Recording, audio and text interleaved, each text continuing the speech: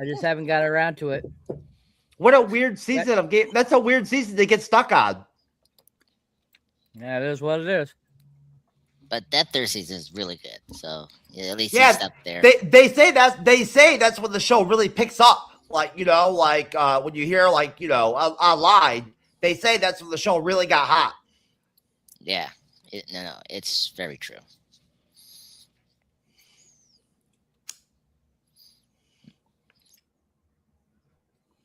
Well, Cyber, I can honestly say that one thing you can say about Game of Thrones is it's so fucking easy to watch and so entertaining that when you do decide to get back into season 3, sir, I have a feeling that you will have no problem banging out the rest of those other seasons and knocking that shit right out after that. You know, it will not be hard for you, sir. Nope. I like I said, I have too much other shit to watch.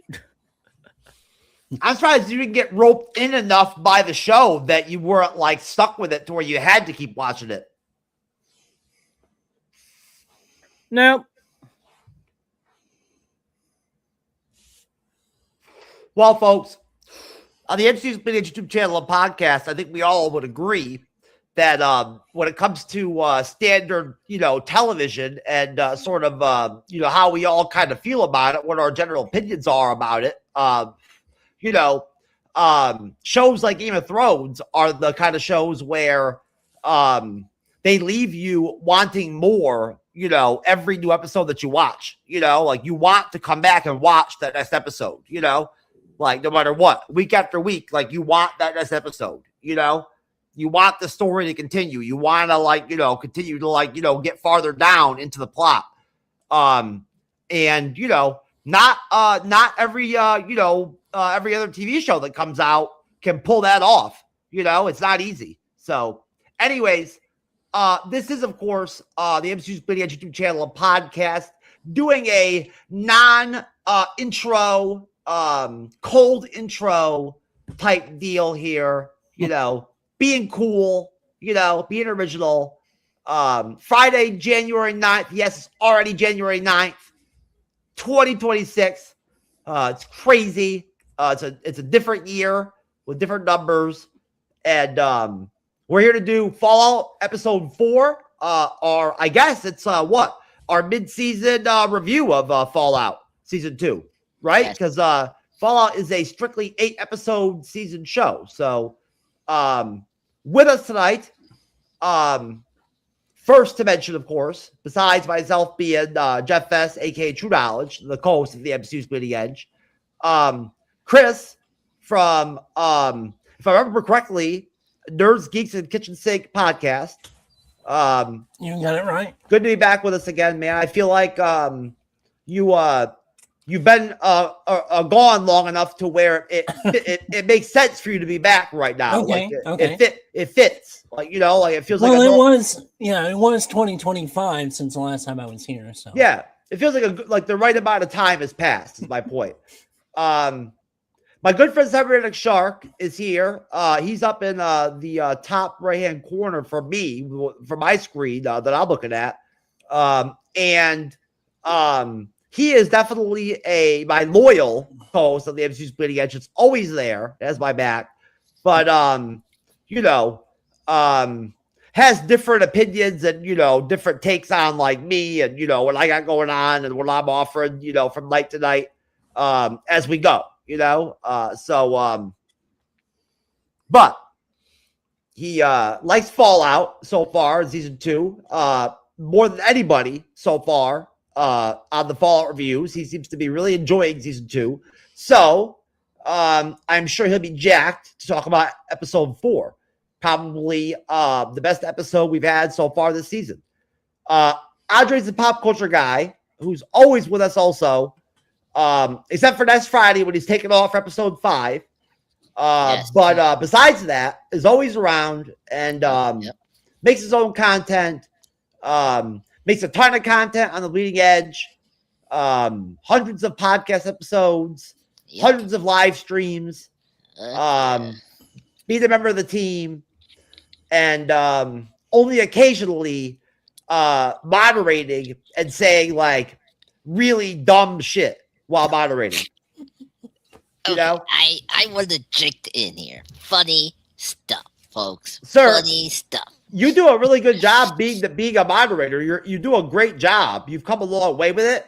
Yeah. But overall, you still have those occasional flubs where like you call Cyber weird names like, you know, Shark Guy or some other stupid shit. You know, like just you know, it's always something like that happening. What? He is a shark man. I mean, for real. I thought he was a half robot, half man. You know, but that was a long time ago. He's a person. He's not a machine. So I realize. Anyway, sir, it's okay. Anyway, let's get into Fallout. I think sometimes you just get going and you're not even prepared with what you're going to say. So then, you know, something just comes out. It just comes out. Yeah, it just comes out. It's improvised, you know? It's improv comedy. Well, I was with the guys that we all know over here besides Chris from, Middle-Aged Men Reviews, doing a not super fun review of Usual Suspects last night, which is not one of my favorite movies out there. Just to put it out there. No, it's considered sort of a quasi classic, but I think it's totally oversold, overpitched as a film. But those guys love Fallout Season 2. They think it's great, you know. So just a little bit of some differing opinions over there, you know, from other creators. They are loving Season 2 of Fallout and think the show is just continued rolling in a wonderful direction. So, you know, just thought I would add that to the review. So, all right, since it is the mid-season mark of Fallout, as strange as that actually is to state, that it's, you know, we're that far into the season already. We only have 4 episodes left. It feels like there's still a lot that has to be done yet in Season 2, you know, like a lot still to, you know, they got to work through. But, you know, basically, guys, I guess easy, you know, super, you know, like a simple initial question would be basically just where are you at with episode 4 overall, and then also how do you feel about being at the midsection or the midpoint of Season 2 in terms of, you know, just your overall thoughts of the season so far, you know, good, bad, or the ugly, you know. Do not feel like you have to you know, talk up Fallout, you know, at all, please. And of course, I will actually start off with you, Chris, as you are technically the only real legitimate guest tonight. So Okay. Go ahead. Okay. I actually like it. It's good so far. The Fallout New Vegas was my favorite of the games, and I know this season is playing. Fallout New Vegas was a massive improvement from the first game. It was a big jump. Yeah, it was a huge jump. And this season is kind of running along the storylines of that particular game. So, I mean, I'm right there with it. I mean, you know, you've got like 76 and some of the other games that they've had. I'm enjoying it. You know, I'm not going to say it's the greatest thing on TV because there are a few little hiccups in pacing, I think, is its biggest problem. Good point, sir. Good point. I mean, to cut you off, but we talk about pacing every week with this show. Yeah, I think it has a little problems with the pacing, but other than that, acting, story, you know, the visuals of it haven't been too over the top. We haven't gotten into the giant creatures, you know, per se yet. And I know this episode kind of starts delving into that a little bit, but overall, yeah, I'm enjoying it. Yeah, I'm not really sure how they're going to fight Death Claws. We're going to have to see how that plays out. We will see very soon.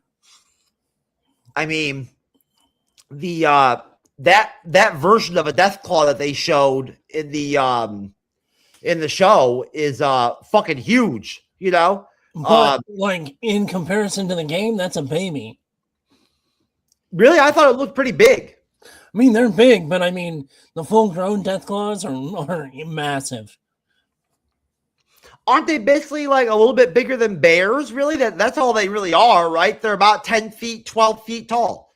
Like I said, a lot of the ones you would run around in, but like I mean, the ones you shoot in the game, they're not that big. They're you know Well, they're most of them taller are than that, you, but I'm expecting within being in New Vegas, you're gonna have the boss one. So at some point, you're gonna have the massive one. okay. Are you talking about that one that you bump into on that mission, the Deathclaw mission, where you have to take out all the Deathclaws or whatever? Yeah. I mean, and they're kind of leading up to that because the fact that, you know, you've run into it twice in this episode. I know we'll get to each time, but we'll see what they do with it. Just a little side, you know, game conversation, you know, to go along with the Fallout episode 4 review. But yeah, that's I think that's in New Vegas when you run into that that mission or whatever where you have to take on all those Deathclaws in that like quarry or whatever, that like mining place or whatever, you know, and you have to go around and kill all of them, you know, like yeah. That's like, you know, that's the first time when you actually have to take on multiple Deathclaws at like one time. Right. And you've got to like, you know, like be smart enough to know how to kill them. It's doable. Oh, yeah. But in the game, you really have to like really like level up as a character, like with your abilities and strength and your weapons and stuff like that to actually take on Deathclaws. Like, the game is set and designed to where you don't actually, bump into Deathclaws really, you know, unless you just end up, it happens. If you follow the game the way they want you to, you don't end up meeting them until you're ready. And you actually have played the game for quite a while and really gotten experience, you know? Right. Because they are not easy to kill villains. Mm-mm. And as usual, it looks like the show's going to be pretty spot on with the Deathclaws, because the one we saw looks pretty fucking rough, and they're pretty much the most dangerous, badass creatures out there that you're going to find in the wastelands. If I know my lore enough, I mean, a lot of games have come out since I stopped playing the franchise, but overall, when it comes to all the different creatures that are there, the Deathclaws are the most dangerous ones. They're the ones that'll kill you the quickest. Yeah, absolutely. Yeah, they're dangerous. You know, if you don't pay attention with those fuckers, they'll kill you easy. Anyways, so sorry guys, I know that the video game conversation is boring when you've never played, but I promise you, if you hypothetically had ever tried Fallout, you'd love it. It's a very, very, very easy to like game. Yeah. I have a question. The creature you were talking about, not the Deathclaw, the one you were just talking now. Like, we saw that in this episode. The Deathclaw, yeah, at the end, the final bad guy that we saw. Yeah, from the beginning and then towards the end. Yeah, they teased the Deathclaw already in episode 3 or 2 already. We saw one. Yes, we did. Yeah, I remember that. Yeah, that was the first thing. I think the showrunners announced that was going to be a new thing this season, the Deathclaw, because a lot of the fans were talking about it from first season. It wasn't in that first season, and they were like, maybe it will come around next season. So, yeah, because I heard about the Deathclaw in the research I did for the show or the Fallout universe. You know. I think they're being clever with the way that they're spacing out the introduction of certain elements from the games, you know, into the show as time goes on, you know. I wouldn't like it if they threw it all in one shot, you know, in the show. I like the way they've handled it, you know. Well, I mean, it's kind of run its course like the game itself, you know, because in the first season, you spent an ample amount of time in the vaults. And then once you finally exit the vault, you know, you start building up. And then like now this season, getting more adventuring out in the world. And Lucy is basically the player character, has started building more skills and gotten in more, you know, activities to to be able to kind of quote unquote build her skill tree. And the way they're proceeding with the episodes in the season, it seems like when in regards to her, that's kind of they're actually going through it like you're her as the player. Sort of, Yeah, quasi. sort I of, can, yeah. I guess that makes sense. You know what I'm saying? I don't look at it that way at all, but I just don't get that same connection or whatever when I'm watching If you it. go after I've said it, if you go back and kind of watch it and look at her progression, you'll see it. Yeah, I guess so. No, I just want to say that again, one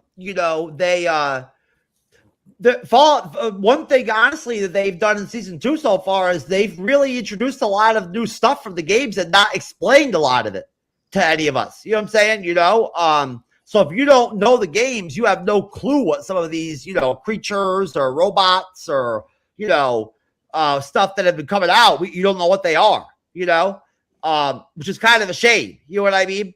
The same thing with some of these gangs we've seen recently in season 2, they don't tell us a lot about them. Anyway, Cyber, let me go to you, Cyber. You're next, sir. Go ahead on season 4 of Fallout, or season 2. I'm sorry, not season 4, sir.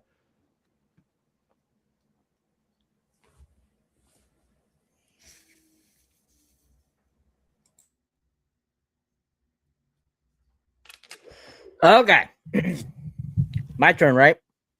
Yes, sir. That's why I said Cyber, sir. Okay. I kind of heard it, and then at the same time, I didn't hear it. I don't know why. Anywho, so as was mentioned earlier, I've enjoyed season 2 very much with the first 3 episodes. Going to the halfway point here, I was expecting it to kind of slow down a little bit, not be the greatest. And that's exactly what happened.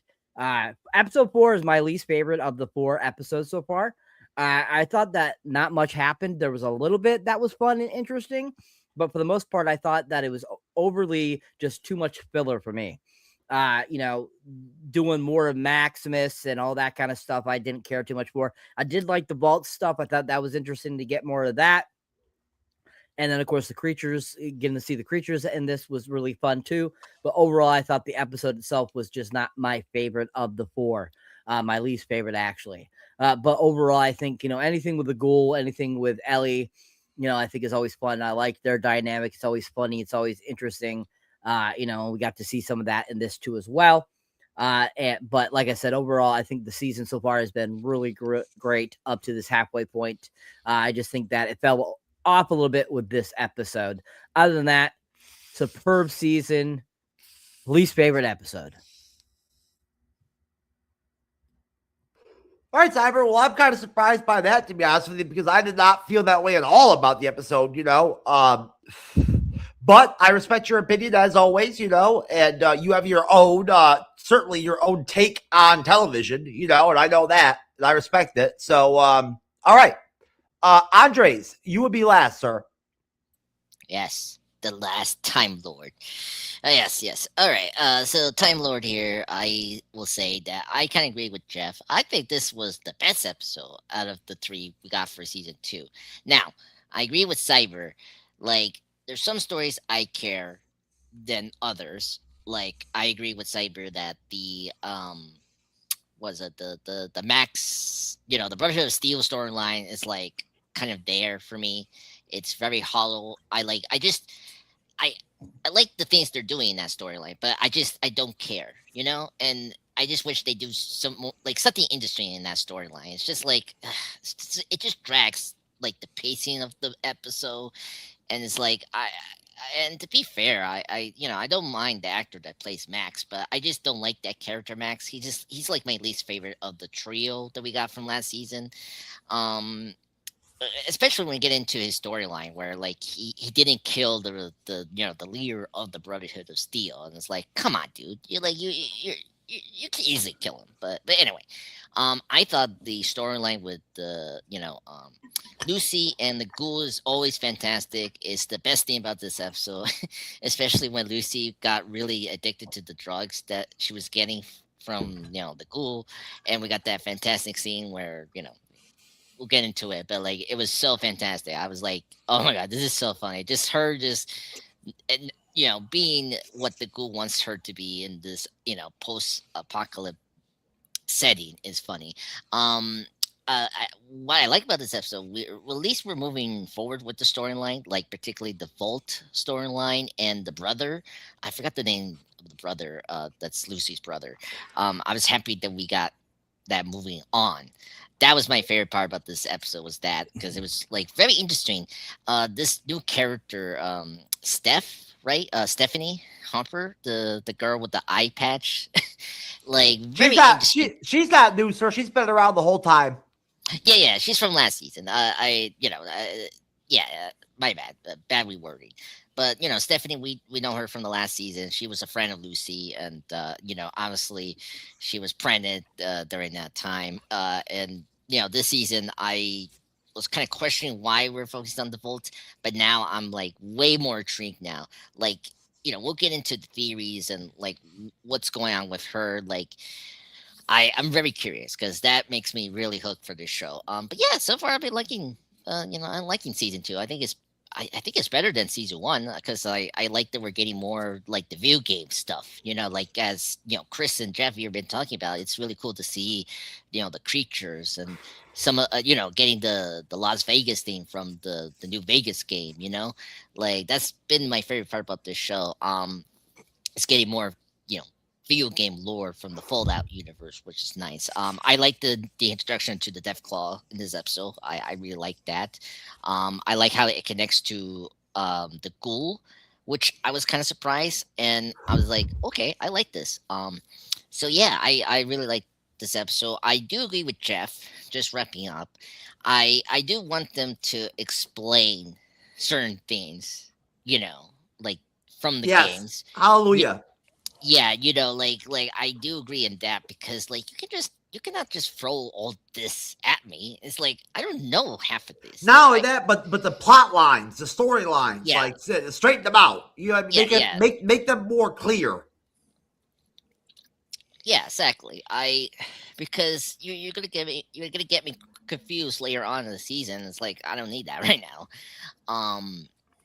Yeah, so I hope we don't like do that. Like hopefully they will explain the plot points, but also just I don't know, like because it's weird, like every time they bring in other things from the games, it's like they just like do it for one thing and then that's it.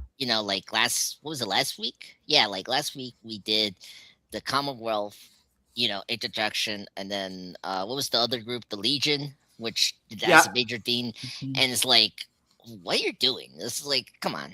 So but overall I like this episode, but still there's a couple flaws that they can fix out. But that's all my thoughts right now. Yes, sir.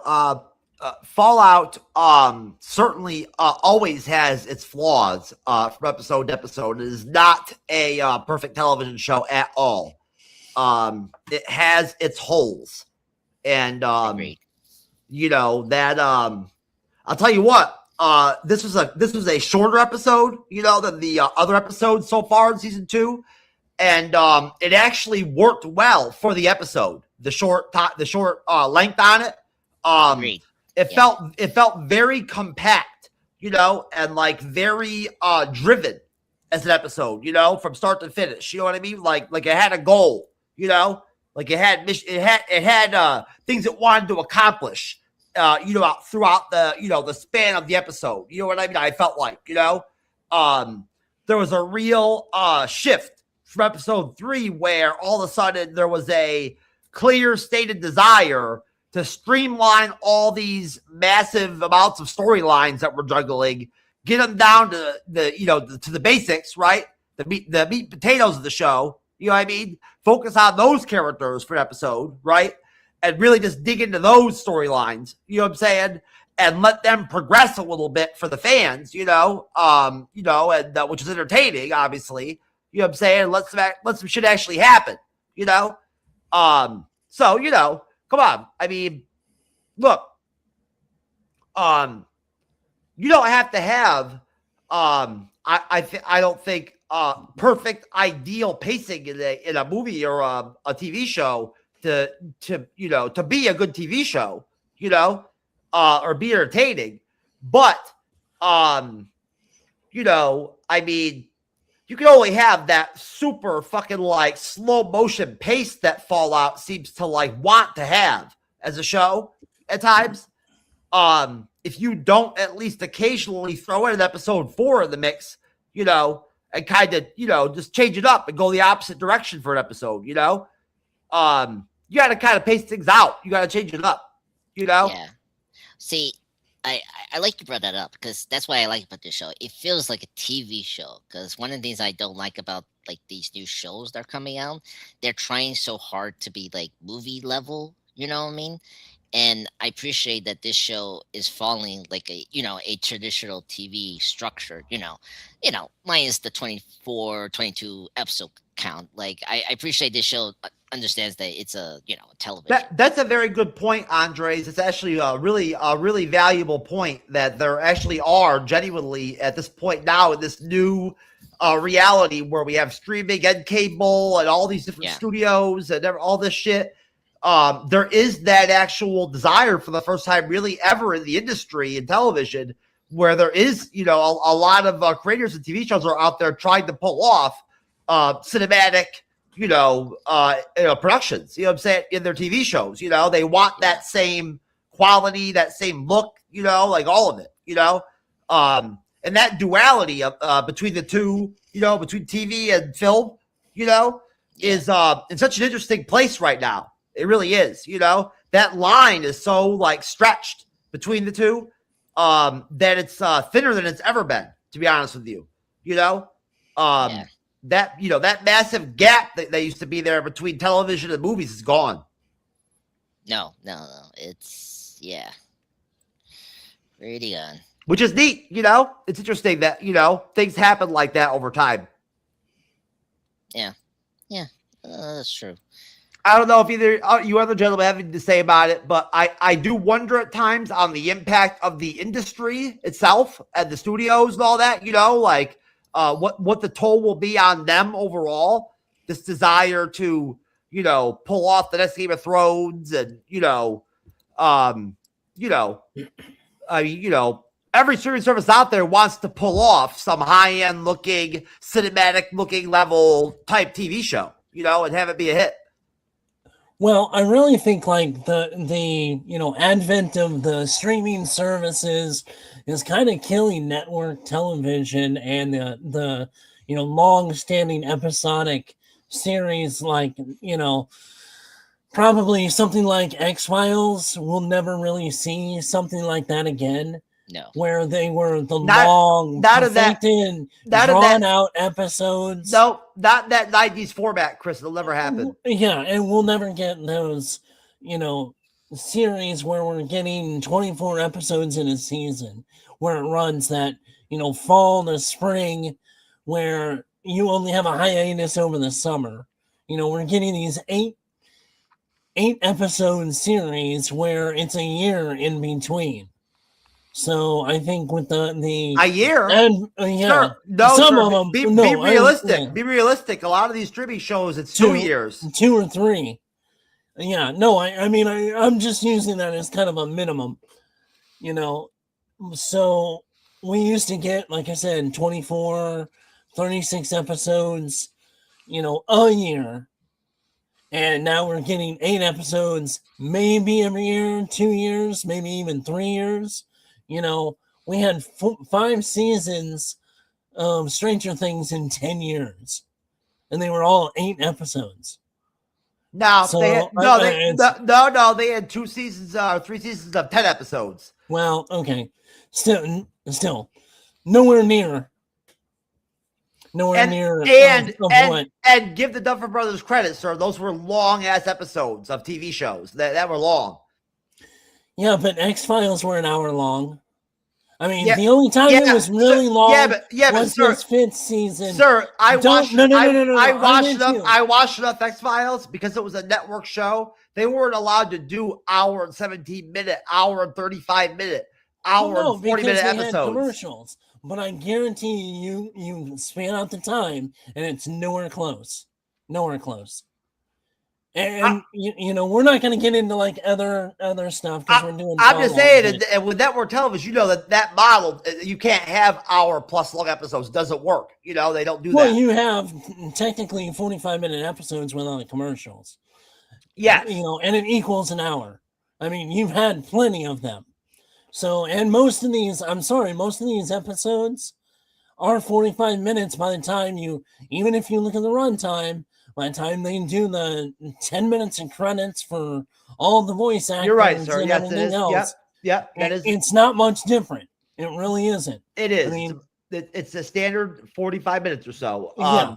Cyber, I'll throw the question to you, sir, if you want to actually respond to it. Do you actually believe that the networks will ever be able to bounce back and become some kind of actual competitor to the streaming services that are out there in terms of ever catching back up with the level, and popularity of their TV shows again? No. Simply for the fact that culture has changed too much.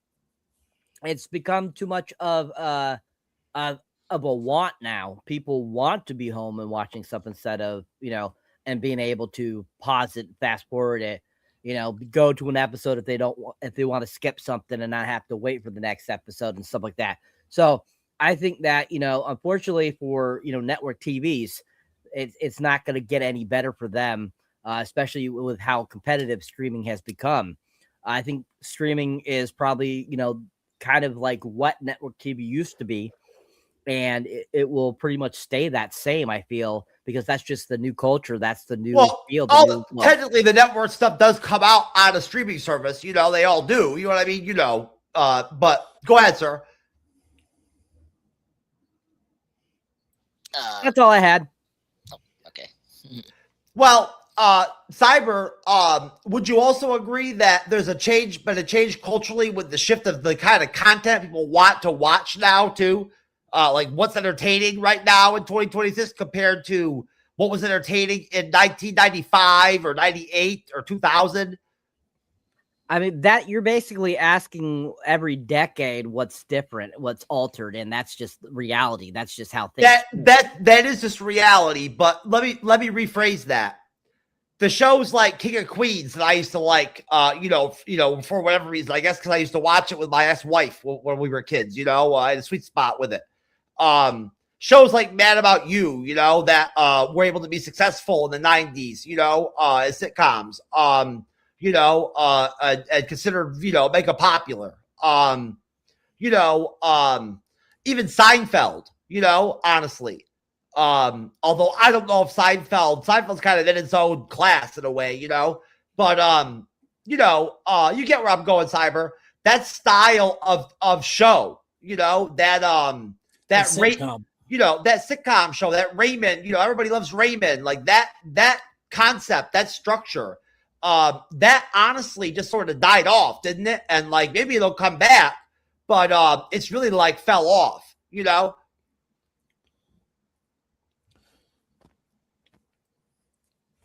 I mean, it's an evolution of what TV is. I can't say anything else that would be different than, TV shows have completely changed and altered because of the format that they're using now. Streaming, they had to change it to coincide with how streaming is works, how it plays out, how it is watched, how it's stuff like that. So as TV shows have evolved over the years, just as I said before, every decade or so, we see something new, we see something different. Sitcoms alone are still around. They're still coming out and they're going to streaming and to regular TV. But at the same time, they're changed because they had to change with the evolution of the people. So, basically, to answer your question, there is always going to be an alternating change no matter what time frame we're in. So I don't think it's going to go back. I think it's going to keep progressing forward and keep changing as years go by. All right, let me restructure that. One last question to you, Andres, to you and Chris, whichever one wants to go first. What I'm talking about is sort of, I guess, probably the sort of major shift towards this desire to produce these Game of Thrones-esque type shows that are fantasy orientated, built off, a fantasy historical events, or superheroes, or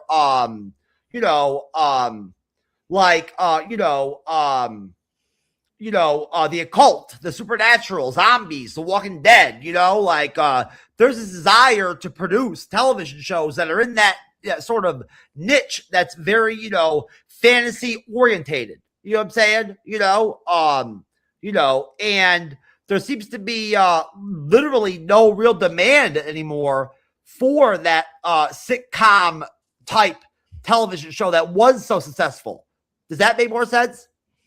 Yeah. It's just the current change of sitcoms have been dying off, and it's no longer the like audience sitcom. Is now it became popular after The Office and The Office does not fit in with your standard typical sitcom show.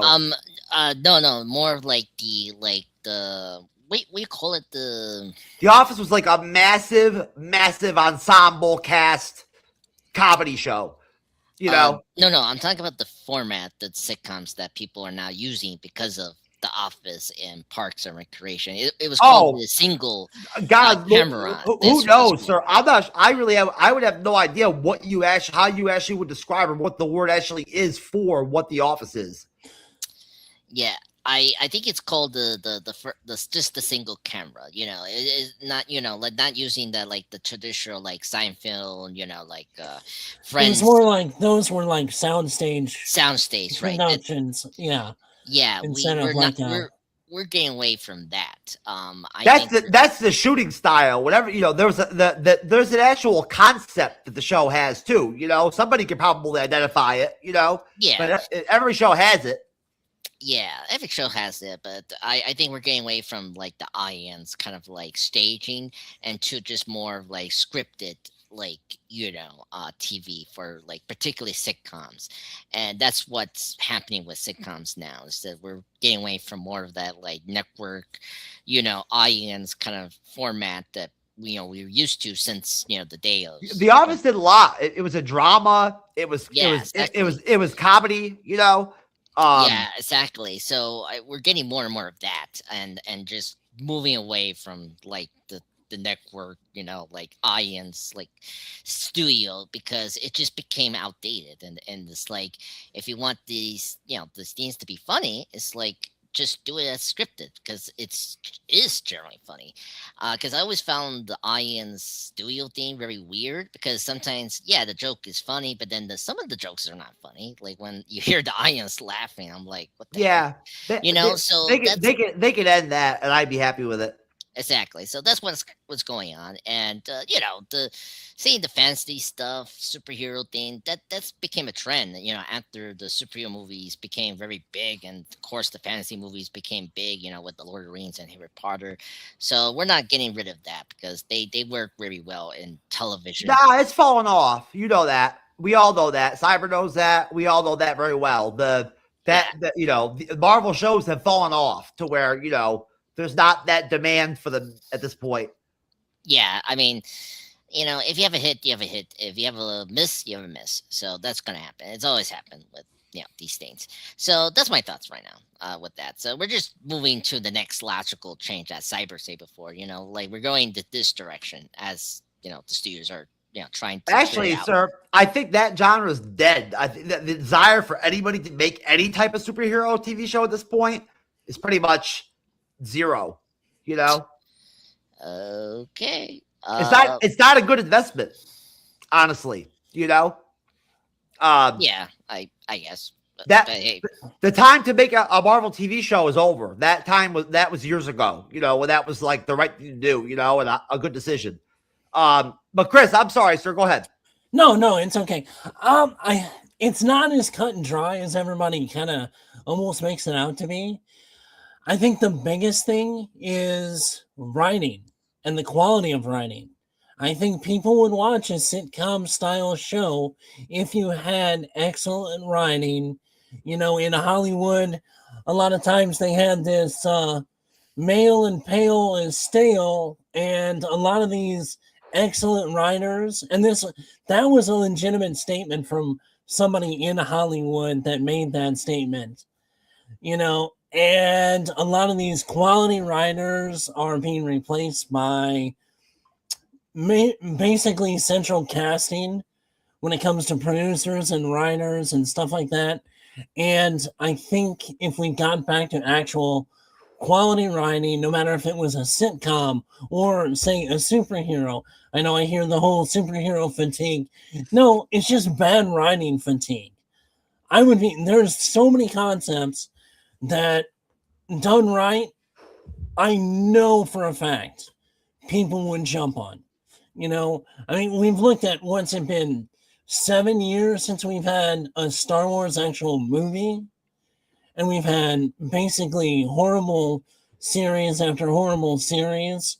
Yeah. And we're getting Grogu and Mando and Grogu this year. And I think if that does not move the needle, Chris, that trailer, Star Wars is going to be dead. That trailer is death, sir. Death.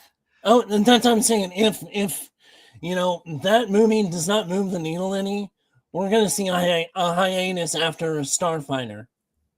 I just don't see how it does do well. I mean, unless you were at Disney Plus or watched The Mandalorian, nobody's going to know what that movie is. You know what I'm saying? And, oh, yeah. No, I totally agree. But that's what I mean. It's been bad writing fatigue that everyone has. We just go look at some of the older movies that did well in the last few years. Maverick, Top Gun. Mission Impossible wasn't a movie huge like that. Success, but it had, some popularity, had some success in the theater. And also, I think a big thing that's going to happen, and hopefully it doesn't go through, is the Netflix buying Warner Brothers. I think that is going to also kill the movie theaters, because they're talking only a 17-day window for films in the theater. That's only with specific films coming from one studio. But Warner Brothers is one of the biggest studios, and you figure all the IPs that Warner Brothers has, which includes DC, Harry Potter,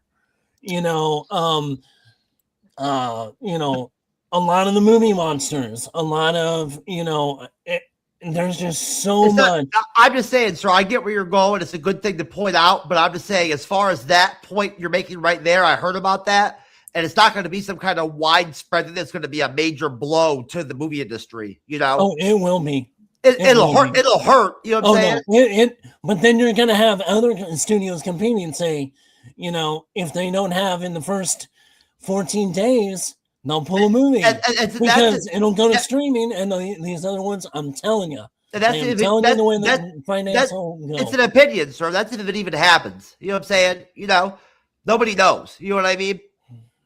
Well, the president of Netflix has already said that they will looking into different, if they get Warner Brothers, basically it's going to eventually get down to a 17-day window, and that'll be the death knell for. There'll still be movie theaters, just like there's still drive-ins.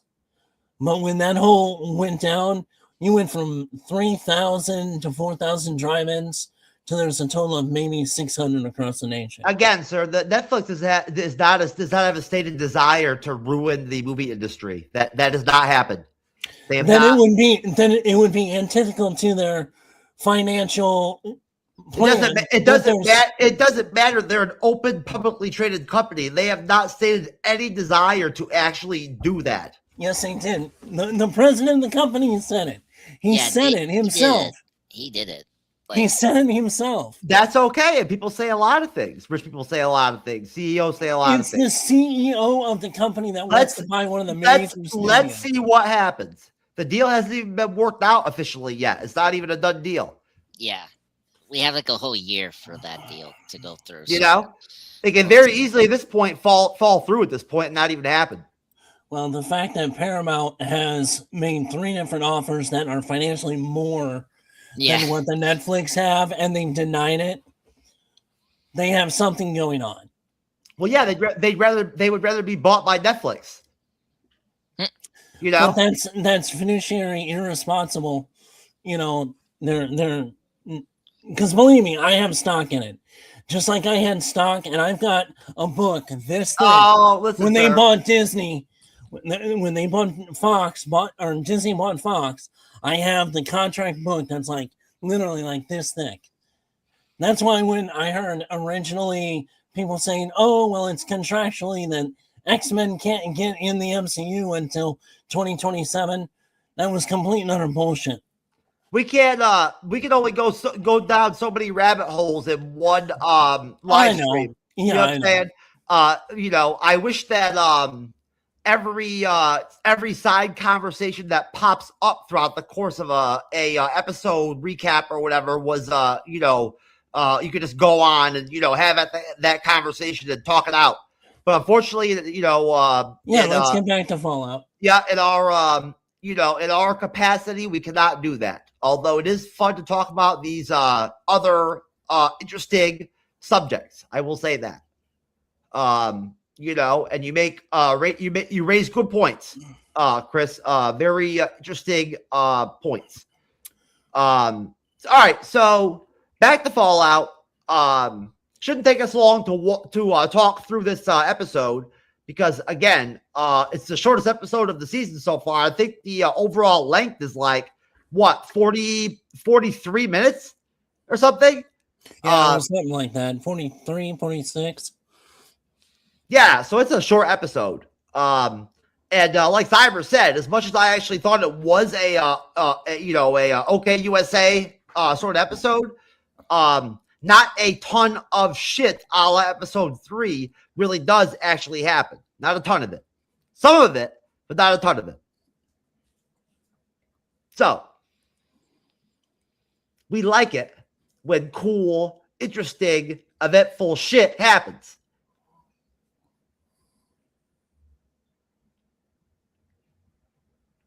That's why watching The Acolyte was so entertaining and fascinating.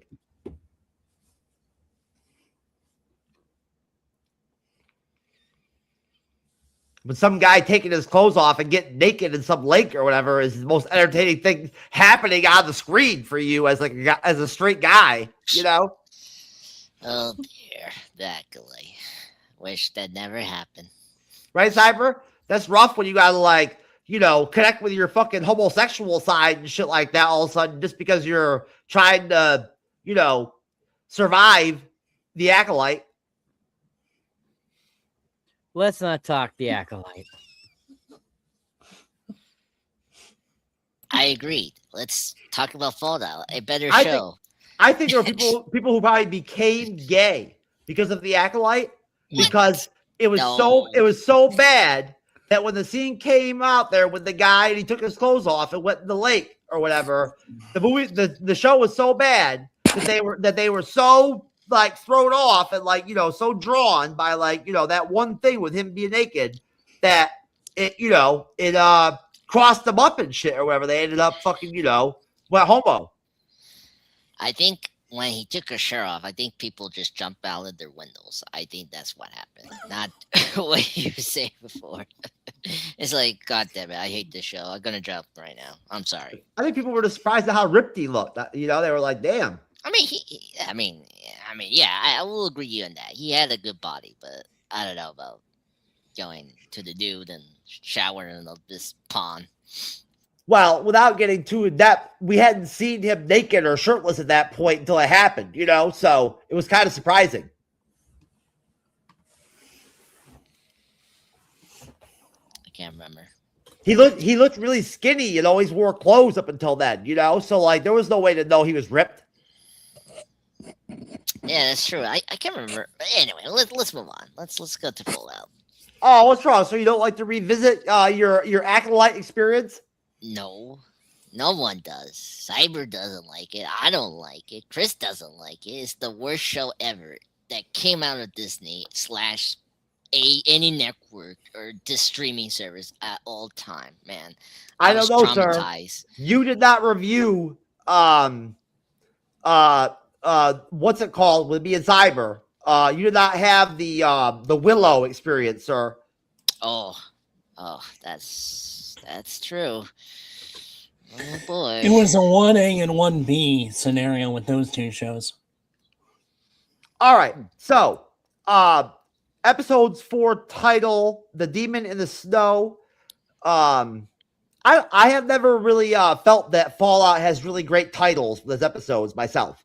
Just a small critique. Directed by Stephen Williams, written by Jane S. Penson for the first time so far this season. Not seeing a lot of similar names from season 1 when it comes to the writing or the directing, besides our boy Frederick E. O'Toy that came back. So let's see how we make out with this Wikipedia breakdown for the episode, because these just can be fucking, some may be good, some may be shit when it comes down to it. So, all right, let's try it out. During the Sino-American War,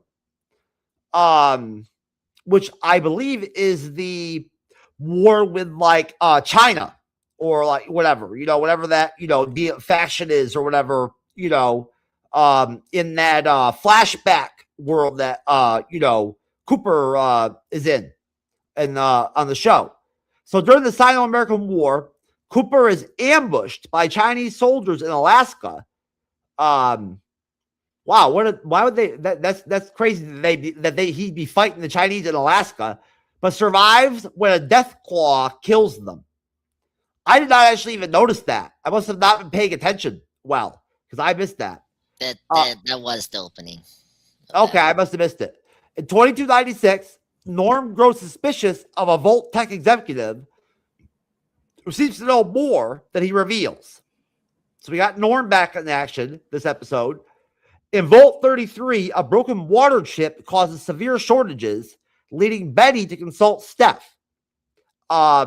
Is Steph the one-eyed chick?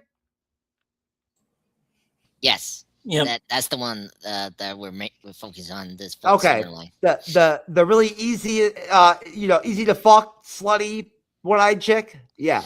Yeah. The pretty hot one, the one that got the baby, and who's controlling that guy? Like, she's literally the dominant one. Oh yeah, sir. That eye patch does not take away from her attractiveness. They discover Vault 31 is empty.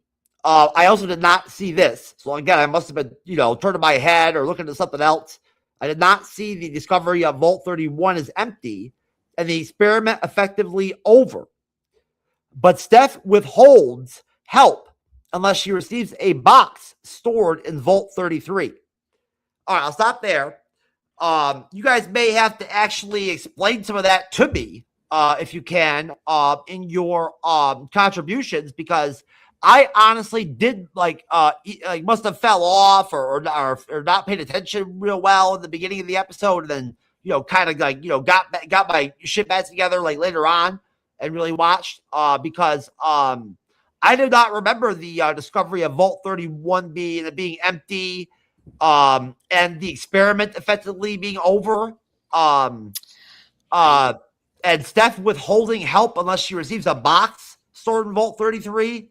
Yeah, I think that was last season when Norp and the Stephen, the other guy is taking care of the baby of Steph's baby, they went into Vault 31 and investigate. That's like a leftover from the first season, and so Betty from Vault 33, right? Is discovering this now, and like Steph knows this. Oh, is Vault 31 that dead vault that they cleaned up, or whatever, where they like killed all those people and everything in it, and yes. Yeah, that's where like the Mayfor was at first, and like that's how they got in. Okay, so that really is just like a dead vault that's empty and like it has nothing going on in it at all. Yeah, so we visited this before in the first season. And what is the box about? Just real quick, what is the box with Steph all about? Well, so this is the fan theory. Like, I think I don't. Hopefully they confirm this, but I think she's working with Hank, and like she wants to retrieve something from Hank's like personal stuff. Yeah. There were clues in this episode 4 that maybe she's not who we think she is. Steph, you know? Yeah. So I feel like that she's working with Hank, and like she's trying to retrieve something for Hank. Yeah, most definitely. Yeah, enough said, sir. There's obviously a lot of interesting stuff going on with the Vault stuff happening in season 2 that we don't yet understand at this point. You know, it's not clear what's really going on with any of that. But anyways, guys, you heard the section that I wanted you guys to talk about. I read it out to you, so have at it. And Andre, since you're already talking anyway, I'll let you go first. Okay. Yeah. So the flashback with Cooper with his kind of the suit that we see with the Brotherhood was really awesome because it's a callback from the first season that he wore these these suits that were not yet perfected, and like it had some bugs which we see with his partner that got heavily damaged. So this is a great reveal to see like what was it like to fight in the war, because we know in the Fallout universe, the game, and I like that this universe has the series hasn't forgotten that there was a war between several countries about resources, and obviously the Chinese is one of them. If you play the game or know the history, the Fallout pre the there still is war that actually occurs in the games. The factions like the Legion and stuff like that are big enough and powerful enough to go to war in the games. No, that's true. But just mainly like the pre-bomb we have wars there, and then after we do get a couple bombs. Sorry, but so like we're seeing this one particular war that we kind of heard of, and this was such a great way to introduce the Deathclaw. Like we got our proper look at the Deathclaw, very menacing, very practical, which is cool. Mix of CGI and practical, which is nice. I did laugh really hard when the Chinese soldiers just didn't took their moment to like realize there's a creature behind them, and I was like, oh, thank goodness Deathclaw saved Howard. So I really like that, and then getting into the Vault stuff, like that's what I mean. Like that was my favorite part about this episode was the Vault Tech, storylines, like seeing Norm taking the executives from the cryo, freeze. That one guy, I forgot his name. The one guy that like was so suspicious, like he knew more than he was revealing. So I'm very curious about. Was it Reg or something like that, or it's someone has to help me with the names, but like he's very suspicious, and Norm is getting that feeling. So I'm very curious what's going to happen. Like he could be a bad guy. I have not been able to name any of those people yet, sir. Yeah, exactly. It's there's so many. So like the guy who's like he was like assistant to Bart, the brain that we know. So he could be a not a good guy. So very worried about that. And then again, Stephanie. We seen Stephanie before last season. She's a mother that you should not mess with. She's very sexy with the eye patch, I gotta say. The just revealing that she like knows about what's going on with the Vaults, besides Betty, is very intriguing. Like the fact that she asked about Hank's keepsakes box that is stored in Vault 33, that was like, whoa, something's really going on with her. As you were saying for Jeff, there's clues about it. I'm very intrigued, and like there's just something about her that doesn't make sense. Like obviously, Chat, that's the friend of Norb's. Like he was looking around the room and sees like an ID that was like pre-war Canadian. I was like, okay, what's going on with that? That's very intriguing. And and Betty. Canada has an existence since before the bombs dropped. So that means that technically, what's her name, Steph or whatever, has potentially been alive since back when Coop was alive. Yes. Yeah, and I think that's what they're leading up to, which is really intriguing. That she probably knows Howard and Hank freed out, which makes sense because Betty just like when she was meeting up with Stephanie, she brought up that look. I was, brought out 40 years ago, like so, like it makes a lot of sense that she could be like a recent, like defrost executive or something like that. Oh So yeah, we already know that the actual Volt Tech like leaders and the top people or whatever don't give a fuck about following the rules or the guidelines of the Volt Tech stuff or whatever. They do whatever. You know what I mean? So yeah, exactly. Yeah, for somebody to like unfreeze Betty or whatever, or whatever her name is, and let her go live in the vault, or whatever.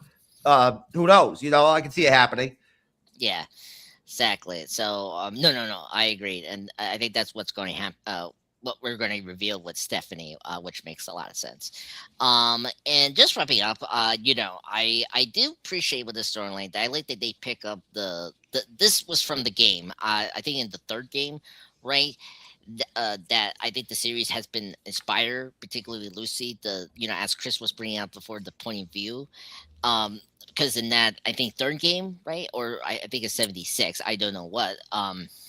Because one of the volts had to get out to retrieve a new microchip or chip, whatever, for the water supply, and that was something that they, built up in the first season. So I was happy that they gone back to that storyline. That Vault 33's water supply is like going down because their whatever chip or whatever technology they had that was helping to produce the water is just going down by every day.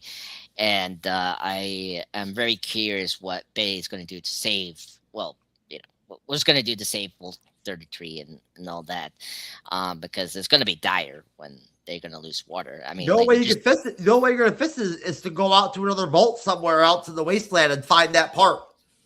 Yeah. Or just make a deal with Stephanie and she probably has a part or something like that. Or sure, the water supply, whatever. You'd think they would have spares of that part. Yes, I do agree with that. I'm like, you have someone that is a mechanic that can fix that, right? Like, didn't they already have to change a water sensor or whatever in season 1? No, they didn't do that. They just they just announced that our water supply is or machine is damaged and it's gonna last for 2 months. So we're already past 2 months, and so like now it's gonna get worse in I don't know how long. So so I appreciate that they didn't forget about that storyline. So love this section. Love that we got the introduction of Diff Claw, a major creature from the games. So this section did not disappoint. So I'm like, this is where I'm very hooked from this episode. Most definitely, without question, sir. Well, wonderful opinions as usual and all that good stuff. Let's see. Chris, I'll make you go last this round, sir, since you went first last time. Cyber, sir. Have at it, sir. I basically stopped. I stopped when I mentioned that Chet later learned Steph has a pre-war Canadian ID. Okay. So, I mean, I guess the best part of this section, I feel, was the flashback when, the ghoul is trying out the first armor they created and ends up getting knocked over and then sees one of those beast creatures that we were talking about earlier. And I thought that was really cool. I was excited about that. And that was just really enjoyable. And I was like, ooh, we're getting a new big creature, kind of like how we had in the last season. We had that water creature and we saw some other creatures and stuff like that. But, so far, almost halfway through the season and we really hadn't seen anything too crazy yet. And so we get to see this thing, which looked like a really bad digitalization of what's his face from Lord of the Rings that comes out of the abyss. Malrog. Yeah, Malrog. And basically that's what it looked like to be, like a really midget-sized version of Balrog. And it was nowhere as done well. and done as, fun. And so I was like thinking it was really cool at the look of it and stuff like that at first, but then as I looked at it more and I was like, that kind of that's really not that visually that great. I'm like, that's too bad, because they could have done so much more with that, put a little more effort into that you know the look and stuff like that, the production of it, because they put so much more money into so many other things in the show. Like, why wasn't that looked a little more pristine, like compared to the creature in the last season? And so I was kind of like disappointed a little bit at first, at the same time, and like was still like in awe, kind of like, ooh, this is a cool creature. I'm looking forward to seeing more of this creature. But yeah, I think it did I thought that was probably one of the best parts of the show, of that beginning portion of this episode. Getting to see Walton Goggins, of course, as his normal human self, as his character before he became a ghoul and stuff like that's always fun to see. You get to see interesting and cool things that are just fun there, especially when he's like that. I think there's so much, that they could have gone over more at the beginning of this episode too, as well. We get into the vault stuff, which was, nice to see. We got to see some more vault stuff, because we really hadn't seen much of, the different characters over the vault, where Lucy came from and all that kind of stuff. And so we got, a little bit of that, which was interesting. We get that kind of crazy kind of conversation between the two there, that, one of them wanting, of course, that box that she was looking for since season 1, that will help her out in some sort of way. And which at the same time, I'm only thinking to myself, I'm like, I honestly barely remember that happening in the first season, but overall, I think that, as the rest of this season goes along, we'll get more out of that. But at the same time, I think that there's so much more they could have done with that too. Like, they could have explained it a little bit more, maybe, it would have made it a little more interesting and so forth like that, because it was pretty vague. Just like, she was basically asking for it, do that, and she'll give you the water, basically.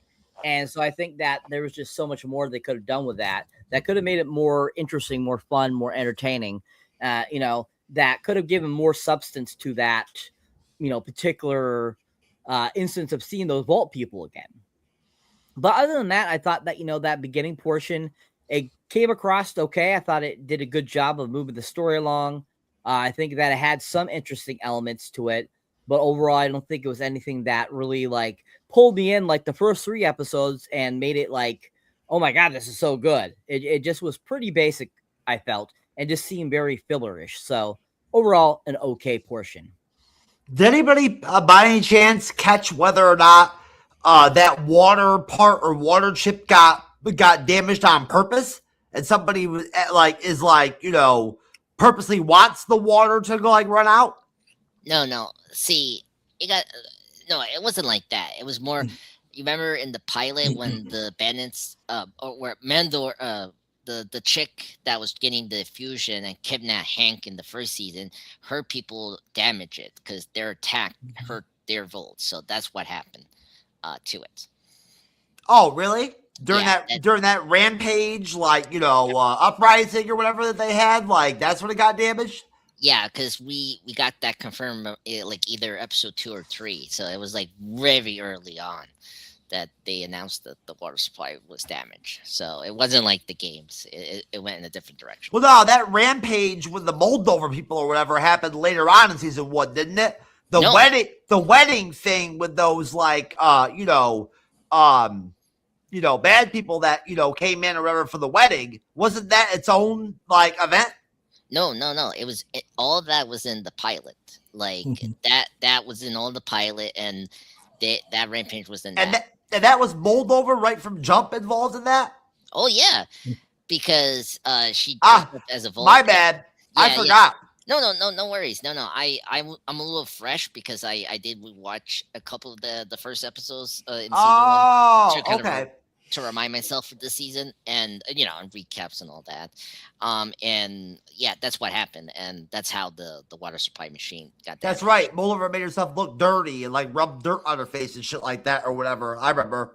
Yeah, she went undercover, and then like Hank knew her, and like towards the end of that episode, he got captured by her. And, That's right. He saw her, knew who she was. Yeah. So Most definitely. Well, thank you, Andres. I'm glad you could bring me that that flashback, to help restore my memories. No worries, happy to help because I love the show, and I know that this. I agree with Cyber. It's like the Waters thing is like so like from the first season, and like the fact that they didn't touch about that in that season was kind of funny, and yeah, it's. I know it's hard to remember the first season. It's just like I'll tell you, man. You don't see many folks on the show actually ever drinking water. In all honesty, and I know it's the wasteland and everything, but like still, you'd have to imagine people still need to drink water. Yeah. Hey, I know I'm trying to be I'm a little greedy, but like they have sodas. Like what they're worried about? Well, Water? no, I mean honestly, sir, Chris, before I throw over to you, sir, in Fallout the TV show so far, we have not seen any of the massive caches of wooden boxes of Nuka-Cola or whatever, randomly being deposited in industrial buildings and abandoned buildings and shit or whatever, Yeah. In the games, that's all Nuka-Cola is all over the place. But in the show, it's not even like available to buy like from like street vendors or whatever, like it's not there. No, that's kind of true. That's one thing from the game they actually decided to not incorporate, was Nuka-Cola. They did not decide to do that. Yeah. No, that's true. The only time we kind of saw that with the basket was when Lucy and Max was in that other vault, where half of the people were mutated, and that like their handler overseer was like that one-eye guy, and then when they were trying to send Lucy out, it was like, oh, here's this beverage and Coca-Cola. And wasn't he just drinking soda, or was that Nuka-Cola? Nuka-Cola, sorry, the brand that they usually drink. Yeah, that was Nuka-Cola. Okay. Yeah. That was the one time we saw that. So they one-offed it basically, and that's it. Yeah, exactly. But yeah, didn't see that in Vault 33. Yeah. Yeah, well, they do that sometimes in this show. It happens when you do a video game adaptation. Unfortunately, go ahead, Chris. Sure. One thing I want to say with this whole series, there isn't a ton of exposition where you get like, oh, this is because of this reason. Because it actually plays out, the entire series has been playing out like you are the character seeing what's going on. Because when you play, you don't know everything that's going on. You don't know unless it's flashbacks and backstories or another character tells you. So I kind of like the way we don't get the explanation for everything. Kind of like with, the box that's in Vault 33. So just getting off the kind of flashback within a flashback with Cooper, where he's at that party telling about his experience with the power armor when he was in the war in Alaska. That was a pretty decent sequence. And then I like the fact there's several different types of stories going on at the same time. You have kind of the almost political drama between the vaults, and then you've got that kind of adventure with Lucy and Cooper the Ghoul. Then you've got kind of this military thing going on with Maximus and and with the Brotherhood of Steel, kind of that whole thing going on. So you get a little bit of everything, but yeah, between the discussion between in the vaults, like I said, I like the fact that it's still vague, because even if you're in the game, you wouldn't know it completely until you get to that point. And I think we're along that ride, and I think it's kind of a neat concept and kind of, a rare one right now, because a lot of shows and and movies we're getting, you get so much like described to you or explained to you right off the bat, and there's no real mystery. So that's just kind of my take from the beginning. Pretty good start.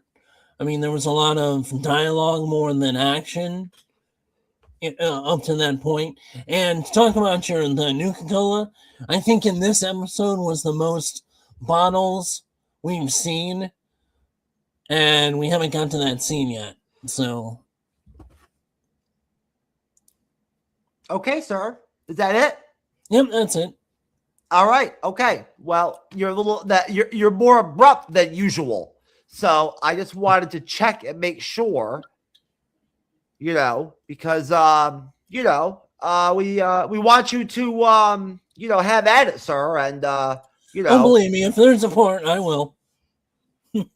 There was a lot of dialogue and kind of just going through the motions to round out the beginning of this episode, and kind of where we left off of the sections and scenes that I'll get further into the weeds.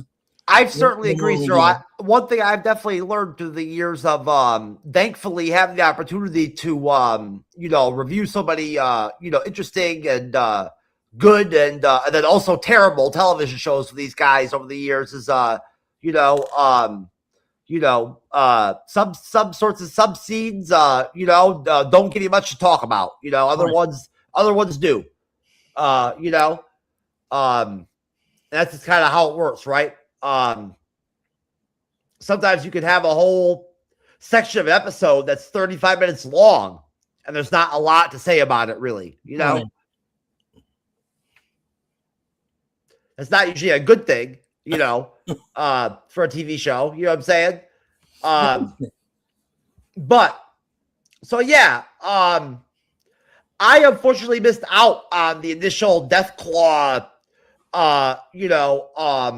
entrance into the show. I saw Cooper Howard partially knocked out on the ground or whatever, at the end of the fight or whatever, you know what I'm saying? Surviving, Right. But I did not see the actual attack by the Deathclaw, and it's interesting to me that he would be bumping into a Deathclaw way back in time, going back to when his flashbacks are happening, which is really way back, you know what I'm saying? Because it's before the first bombs ever dropped, Well, I don't know if when they were describing or when he was kind of going back to it, if there's no real explanation for it yet. If there had been nuclear, saying almost a Godzilla kind of scenario where the nuclear testing created these kind of creatures off the bat before, the big bomb dropped. Yeah, that sounds really far out, I mean, I guess it's possible that that battle that you see right there happens after the bombs drop in some way, you know what I'm saying? And Yeah, I think it's before that. Yeah, because they don't say a timeline for that war. I'm saying that might not be the actual war that Cooper usually brags about being in or whatever, or is known for. You know what I'm saying? There could be other conflict that happened in the past, you know what I mean, or whatever, that we don't know about yet that he was in, Yeah. I think the way the military works in Fallout is once you're a soldier that actually wears that armor and it can do it and all that, that's your shit. That's your job. You do that now all the time, for the rest of your shit.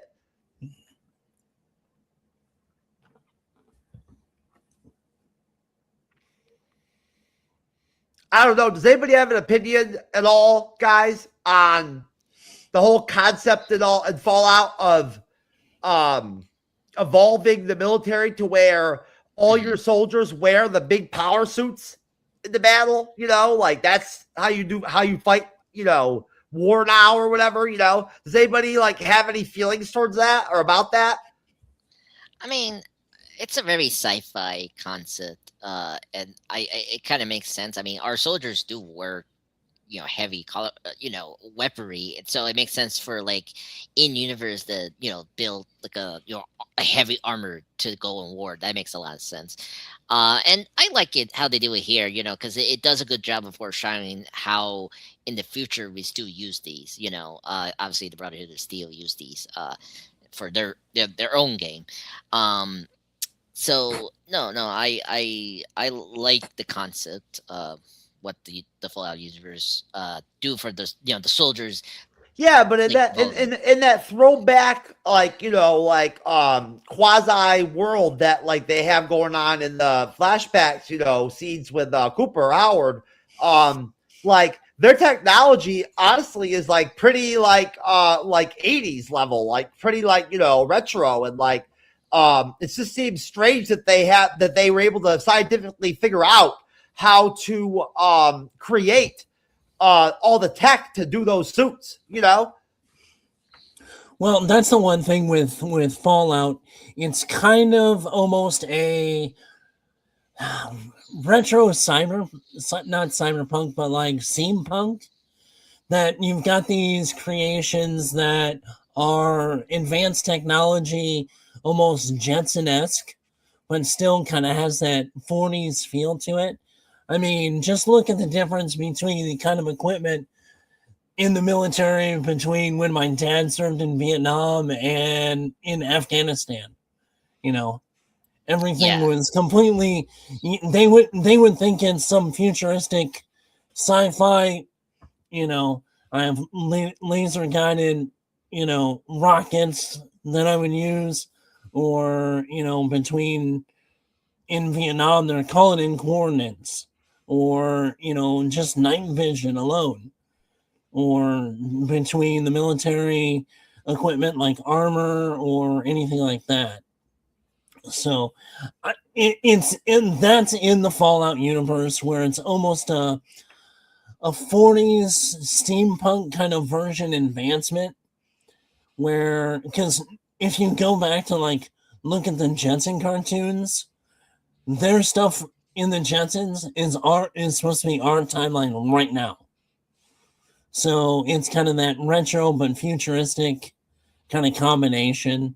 So you just kind of have to have that, air of disbelief to be able to kind of see where it went like that.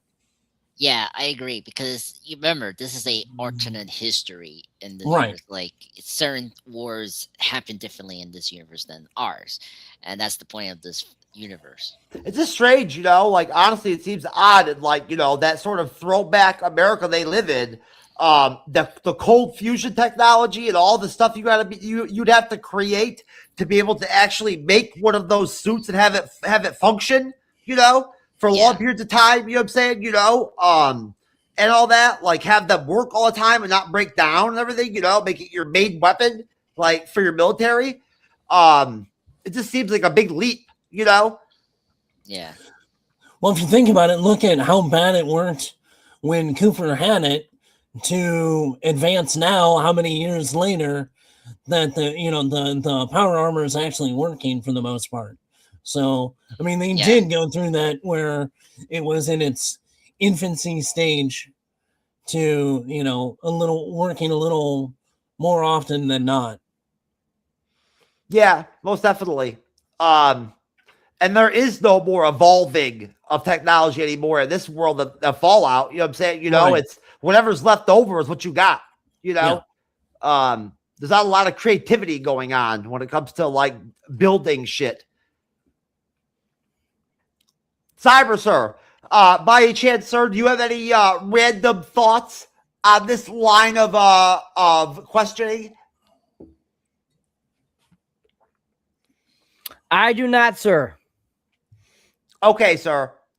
I do want to mention that I'm actually really totally okay with the transgender character on the show this year.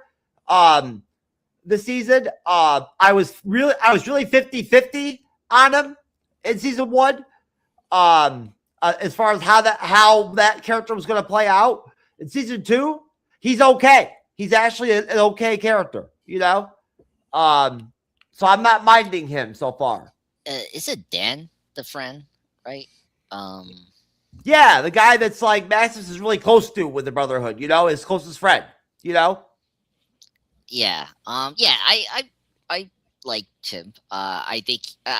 Well, first off, he didn't do much in the first season, and so He's not doing much in season 2, but he's still not a bad, you know, like part of the show or like that, or having, you know, doing a bad job. So I'm just saying, like, compared to other transgender actors we've seen in other shows and movies, you know, which is usually a shit show when you see it, honestly, you know. Yeah. Well, first, I appreciate that this character is actually a friend for Max, and so like he's very supportive of Max and like helping him out in the episode. That's like the one difference between. Yeah, they're obviously very close. No, honestly, like, you know, God, there was that fucking trans character in Ironheart. Oh my God, it was terrible. He was terrible. And I cannot even imagine how fucking gay and bad that new Star Wars show that just came out is going to be.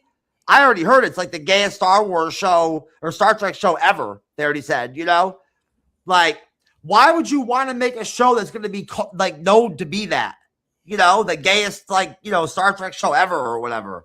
Come on, bro. Academy? Star Trek Academy? Academy or whatever. Yeah, that's the first thing I saw. The first media article I saw about the show yesterday was like, you know, Star Trek Academy, gayest Star Trek show ever. Now, to be fair though, Star Trek is all about equality. So and the actors for the show, like at the like presentation thing of it or whatever, were dressed like a bunch of fucking douchebags, like fucking, you know, like assholes. Oh dear. Like, what's his name when he wore that fucking fishnet see-through shirt to that DC event? Was it Ezra Miller? Ezra Miller, sir. Yeah. Your favorite. Oh. F you, sir. Pardon my French. Say what you want about Ezra Miller. We talked about Kevin Spacey a lot last night over at Middle Age Movie Reviews. Whatever you want to say about Ezra Miller, I'm sure Kevin Spacey has done worse shit than him. Whew. Oh God. I'm no expert. I never saw the Kevin Spacey documentary or whatever. I never did. But wait, there's a documentary about him? Oh my God. Well, of course there is, sir. Yeah, I didn't. I need to check that out. I heard it's good. Somebody told me that it's actually really good. I don't know who made it, but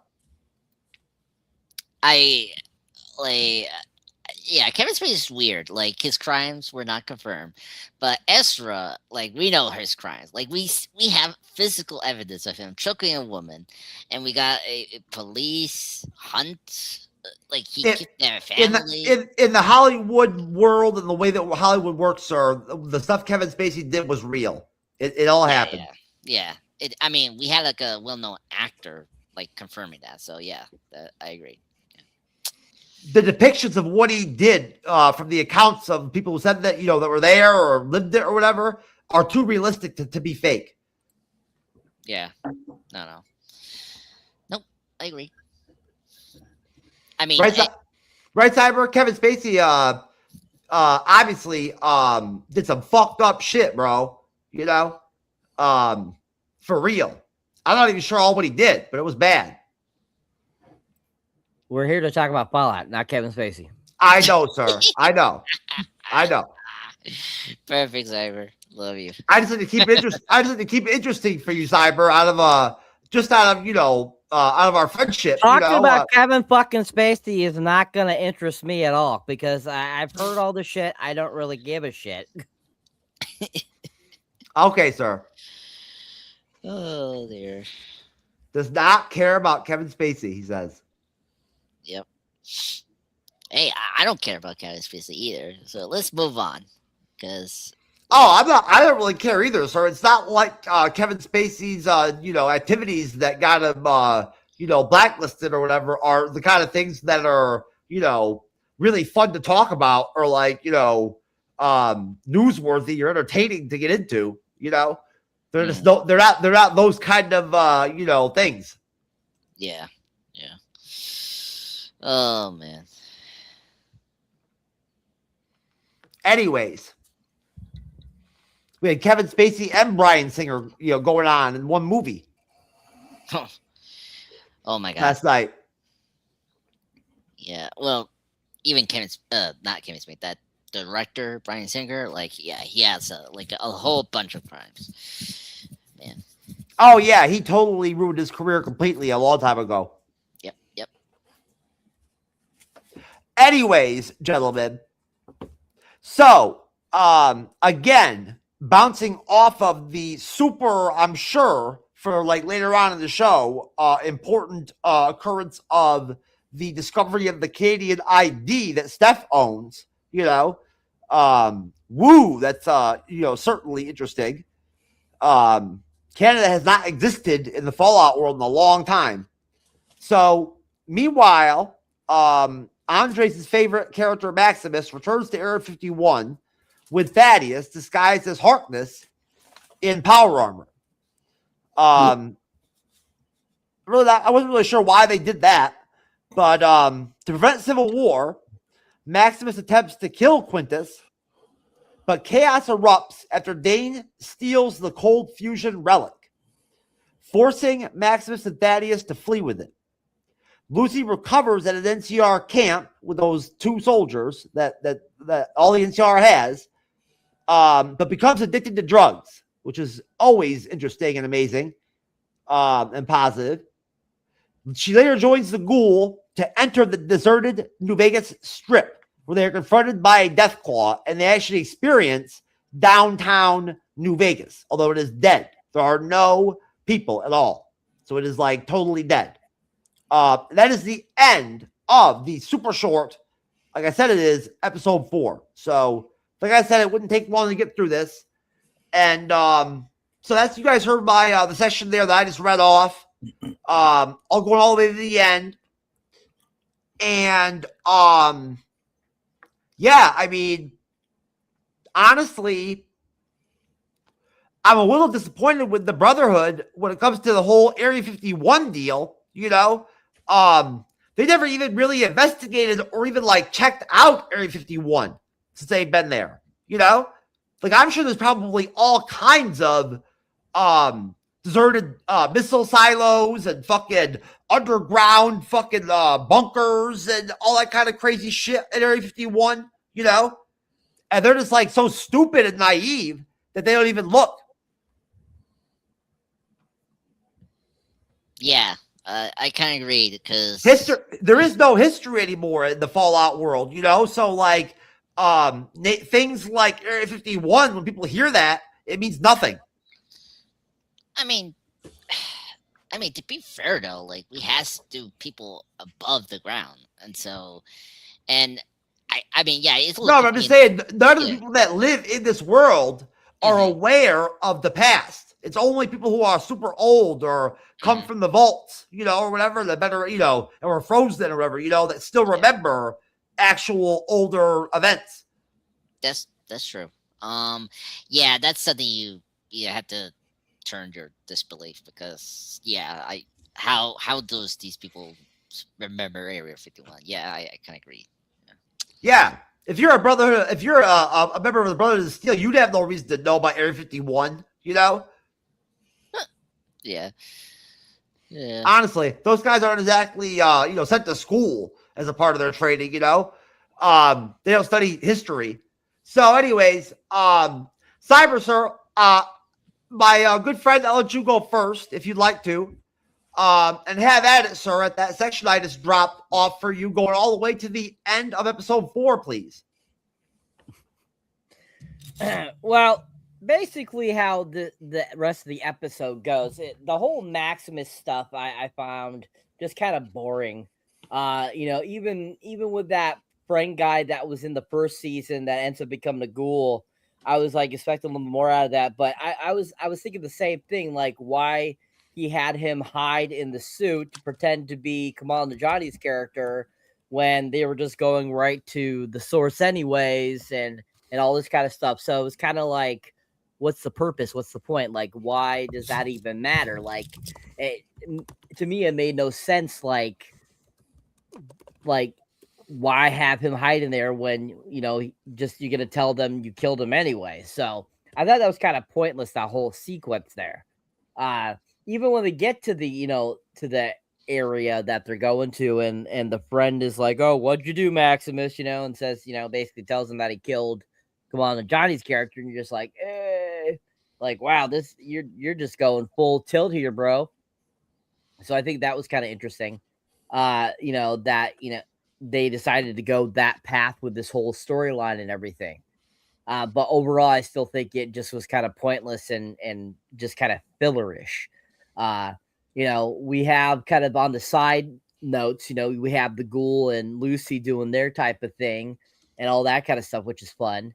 Her getting addicted to drugs because she was on the drugs and stuff like that, I thought was kind of an interesting little scenario. And him saying, "Hey, you're addicted to the drugs," is pretty funny. I like that. I thought that was really fun and entertaining. But like the whole confrontation with Maximus and that one dude, I don't think it was anything that like surprising or interesting. Like it could have done more with it. I think they could have done better with it. It could have been more interesting, more fun. Whereas it was pretty basic, because as the other stuff's going on in the background, which was more interesting than that, I think they should have focused more on the stuff that was going on in the background than versus them. I think it wasn't like, even out, edited out very well, like story-wise, that they could have focused more on that whole situation, because we have, his friend guy in the armor, and he's dealing with those crazy people that where all this crazy stuff starts to happen. Those those ghouls that look like Elvis. Yes. And definitely that could have been more of the central storyline versus having that whole conversation with Maximus. They could have made that a little shorter, a little more to the point, get it done with, and then move on and like kind of focus on the other situation, which could have led into being a part of that situation. But at the same time, I just think they kind of spread it out a little too long, I felt. Other than that, like, I think that overall how it ends with, them walking into New Vegas and coming across that beast guy creature is, I was like, holy shit, this is when it finally starts to get exciting again. And you decide to end it right here. And this being such a short episode too, making it feel even more fillerish. I think that they could have done so much more with that. They could have had a little bit more extended, ness of that beast and everything, and them kind of dealing with it and stuff like that. Or even leading up to it, they could have had more, kind of scenery with Lucy and the Ghoul and stuff like that. That would have been funner. Kind of going back a little bit to the situation when Lucy wakes up and everything too, and those people, which John Greer's plays the gentleman that's a part of that little group there that's playing with the chipmunk. Absolutely love John Greer's. I think he's such a freaking fantastic actor. I love him. He's super hilarious, super fun. He played Uncle Rico in Napoleon Dynamite. He was in The Rundown. He was the werewolf in Monster Squad from 1987. He is just an amazing character actor, and seeing him in that little scene was so much fun. I think he made it very entertaining there. But kind of going to what was going on with them, you could kind of see that there was another kind of faction going on in that area that I feel that down the road we're going to see a little bit more about. So I kind of wanted to mention that a little bit too. But otherwise than that, like I said, I think that even this middle to the end, until we got to see that crazy creature again, to see that beast creature, that's when it started getting entertaining again. I thought it was just very fillerish, and just there was so much more they could have done with that. I think that could have given it more. And we could have even gone back to more of the vault people, I feel, at that time. That would have made it more interesting. Because, I mean, we did get that little bit of section there where we got to see, Lucy's brother, who, is kind of trying to run things and stuff like that with those people in the area of the vault that he's stuck in. I think that was kind of interesting because we hadn't seen him in a while. So that was fun. But other than that, very fillerish, very slow. I felt even for a short episode, it still felt very slow, and it just could have been so much better. I felt, and I think overall, this portion of the episode was just basic. Just like kind of the whole episode was. It was just basic filler. Well, Cyber, you will not be the last person, I think, sir, covering Fallout on any season, who will not mention at least once in a while how fucking slow Fallout is. I'm sorry, but I really, honestly, I don't mean to sound like a arrogant, narcissistic prick type motherfucker type creator or whatever, but it is one of those sort of things where when I ask somebody, another adult person who's watched television before about the pace of Fallout as a show, and they don't connect or grasp or get at all, there being pacing issues at all, or any, slow pacing or anything like that, they don't detect at all the sort of very, slow, deliberate way they want Fallout to work as a show. Purposely. It's obviously coming from, the top for the show. It's just that kind of show. But I don't understand anybody who does not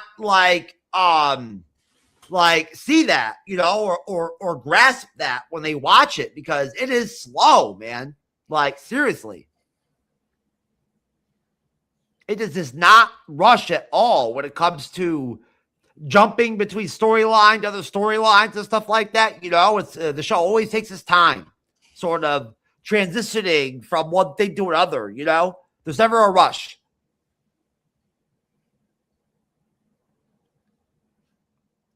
And there's very little desire ever to sort of create super climatic moments during episodes. That's not their goal, really. You get me, Chris. They'll shock you. They'll shock you with some gore, or whatever. You know what I mean? Or blow somebody up or something like that. Show you a bloody death scene or whatever, right? But that's as far as they want to go. Well, like you said, it's intentional, and they're honestly playing it intentional, like the game is. Because Fallout is not a constant, action-packed banger. Every, moment is, fight after fight after, there's long periods where you're just walking. Or dialogue. There's moments, yes. Really, Chris, honestly, are there really any climatic battle scenes at all that ever happened in Fallout?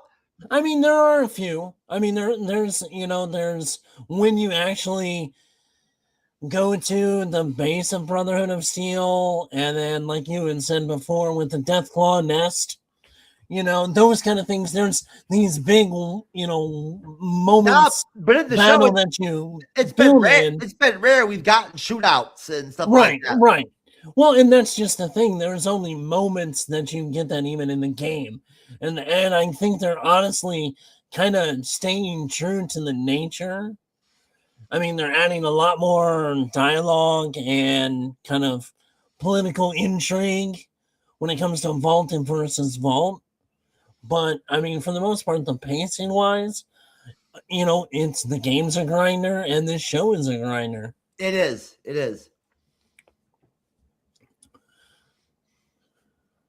Anything else? No, I mean, if you want me to talk about this section, Maximus kills the emissary.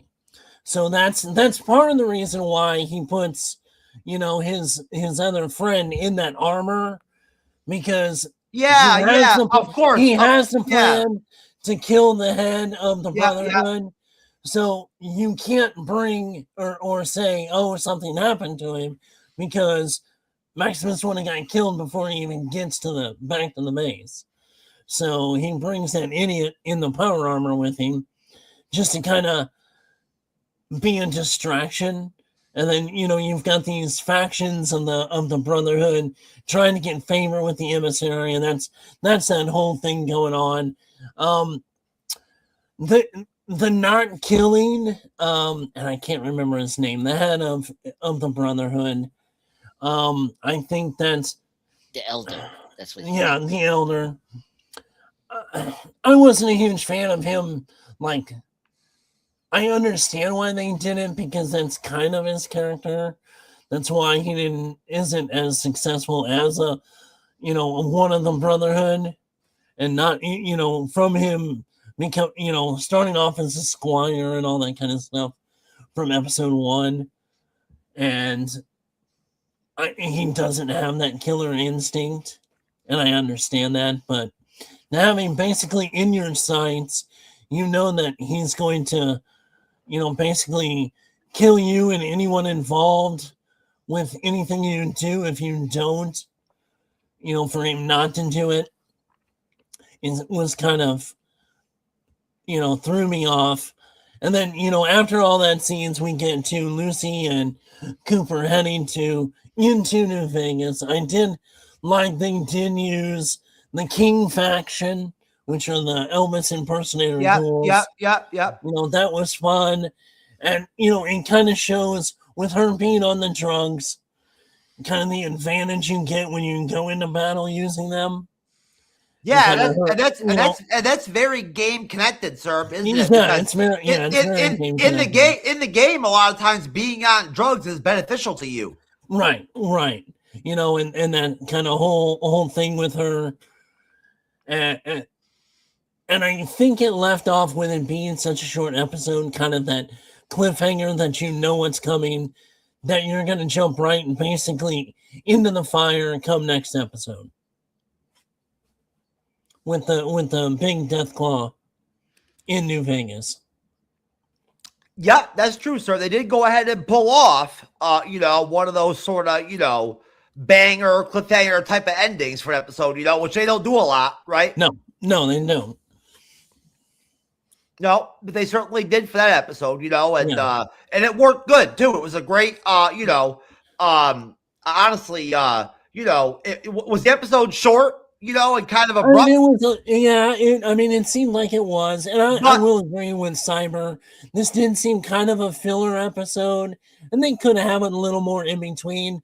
But I understand, you're going for this. Usually that middle episode is either like the big cliffhanger before the last half gets really going, or it's just kind of that filler thing. And, it seems like this episode was kind of a combination of both those things. Andre's the pop culture guy, sir. Are you there with us still? Yes. All right, sir. When you don't do video, sir, I really just don't know. Well, so I'm just usually time traveling, fighting super bad guys and all that. All right, sir. Well, Cyber and Chris already had their thoughts. I'll put them out there, so have at it. Awesome. Let's do this. I kind of agree with both fellas here. I think it's a decent episode. I think the finale for this episode, or I mean, the end of this episode is like, okay. I don't hate it. I'm like it's a cliffhanger. I'm like, I like when I don't know. Was it like the line where like Lucy say okie dokie and then they kind of cut to black? I'm like, no, come on. I want to see the fight between the ghoul and the Deathclaw, because like the journey, first off, the best thing about this episode, I love that Lucy got addicted to drugs and seeing her going batshit crazy, killing those Elvis ghouls was awesome. It was amazing. This her is like, oh, I love to kill. I want to kill every goddamn Elvis Presley, impersonator in that area. That was so funny. And I just love how the ghoul was just so like relish about, Lucy being so drugged up and just going the easy way,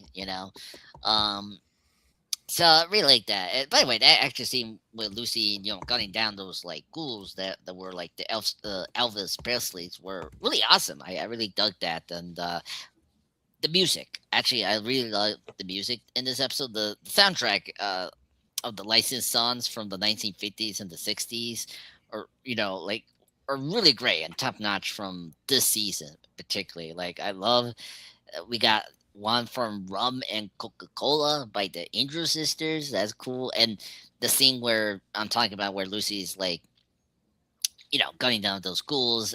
You having the poetic song, "The Cocaine Blues," by Roy Hodgson.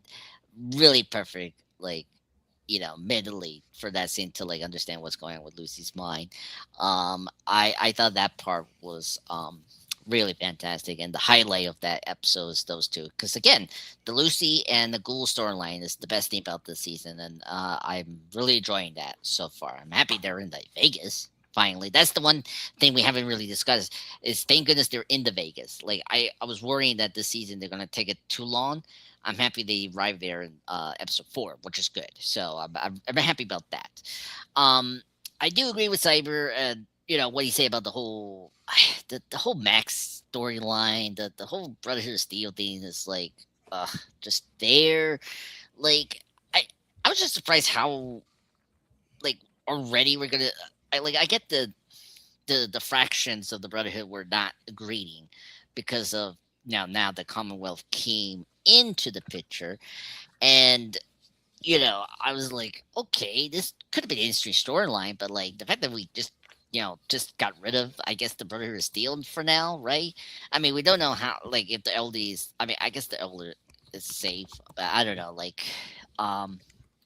just don't care about the storyline. It's the weakest of the bunch of this episode. I didn't realize that the NCR member was from the Monster Squad, from Napoleon Dynamite. That was funny. Thank you, Saber, for bringing that up. I mainly know him from the Taken trilogy. But anyway, I thought, the storyline for Max was okay. I was kind of again, I was very annoyed that he didn't kill the Elder, and it's like you had a chance, but because they were talking, and then of course when he brought up that the kids were ghouls, and then of course the Elder is going to say the abomination, and it's like, oh my god, Max, you have every opportunity to kill your master here because he doesn't agree. He was literally the same thing as the character from last week. I forgot his name, Sander, right? Harkness. So, but yeah. So that's my thing with that. I was very surprised we ended with a cliffhanger. I was not expecting that. So, but yeah, overall a decent end for the episode, but kind of wish we got more from it. All right, Andres, just stay right there and go ahead and give me your rating, sir, for the episode. Sure. This one's a tough one. I'll give it an 8 out of 10. It's not a perfect episode.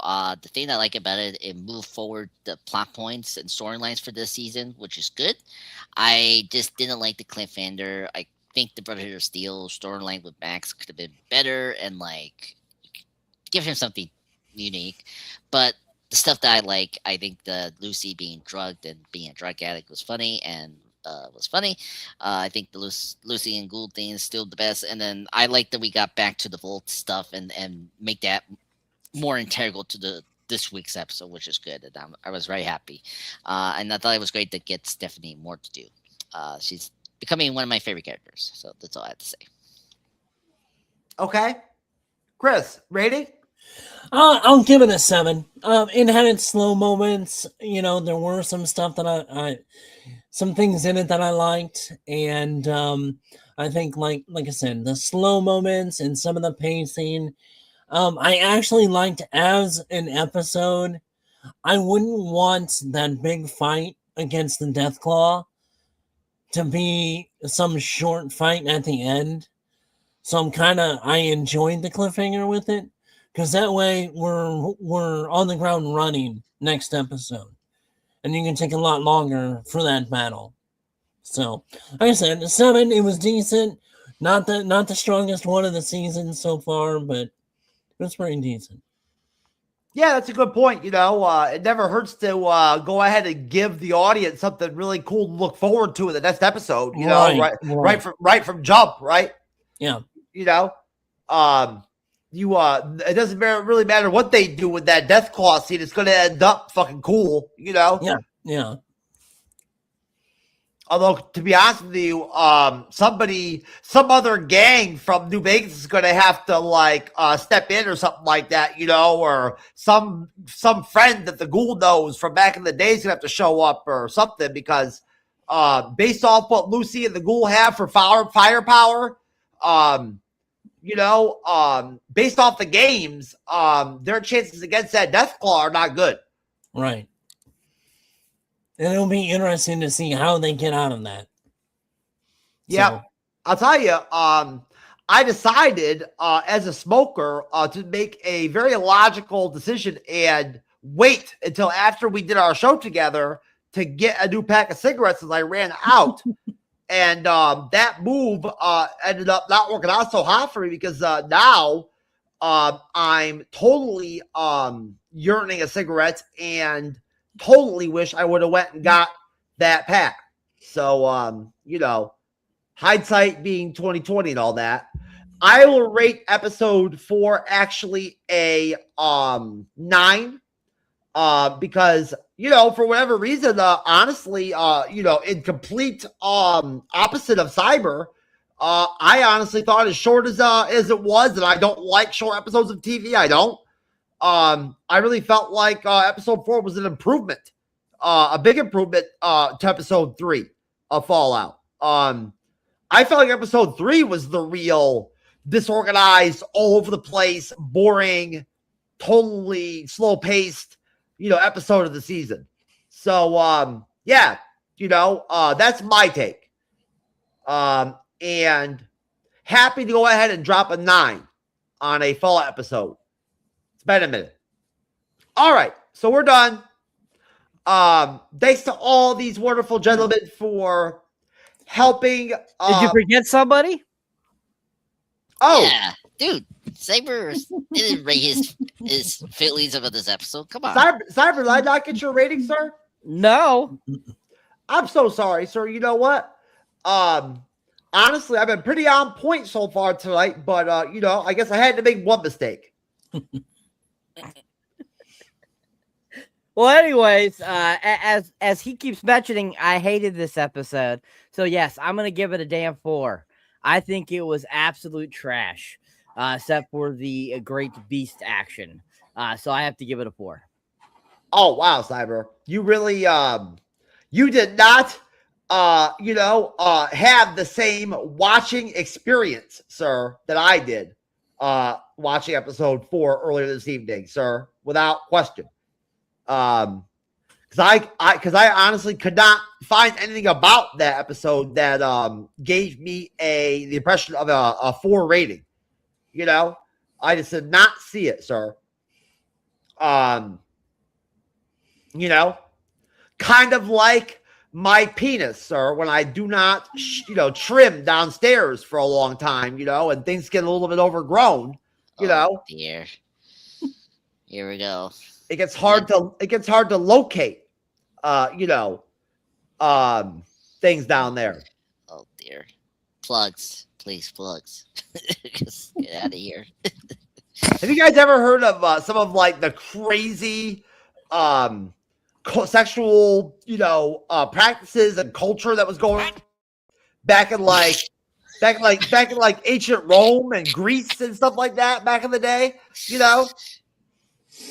It was like fucking straight debauchery with those motherfuckers. Okay, if we say something, we can move on and do plugs.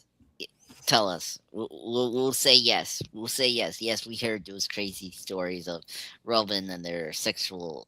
They used to have actual legal trials with fucking animals, farm animals, as the actual murderer or whatever, or the person in trouble, on trial, like a pig, or insects. Hot D. They would have a trial against locusts, because locusts fucked up their crops or whatever, so they would take the locusts and they would put them on trial. They heard that. mm-mm. That's weird. They have some of the transcripts from some of these trials. They do. You can find them on the wonderful world of the internet. They're out there. Oh, God. You know? And sometimes some of these fucking farm animals and shit like that would actually be innocent in the trial. You know? Innocent. Oh my Yeah. They'd like kill the child of like the owner, you know, the father or whatever, the owner of the pig or whatever. Fuck you, Steve from Bumble. Fuck you. And they have some big, intense fucking trial, you know, with a fucking legitimate lawyer representing the pig. And like the pig, and somehow the lawyer would get the pig off and he would be innocent. Jeez. Oh my God. I can't. But if he was found guilty, the punishment was not good. You know what I'm saying? If you were like, if you were an animal in trial back in like Roman days, you know, like your punishment would be really rough. Like, you know, being killed multiple times, you know, being tortured to death. Anyways, folks, little strange historical facts for you there. They were so into torture back in the day, like that even with the fucking farm animal trials, they would torture. They would torture the animals. Oh my God! Not the farm. It wasn't good enough to kill the dog that was like the murdered the kid or whatever. Oh my God! No, don't even tell me that. That is. Oh my God! Oh dear! Oh God! I would have loved to have been able to sit there and experience one of those one of those trials where they put insects on trial, like locusts.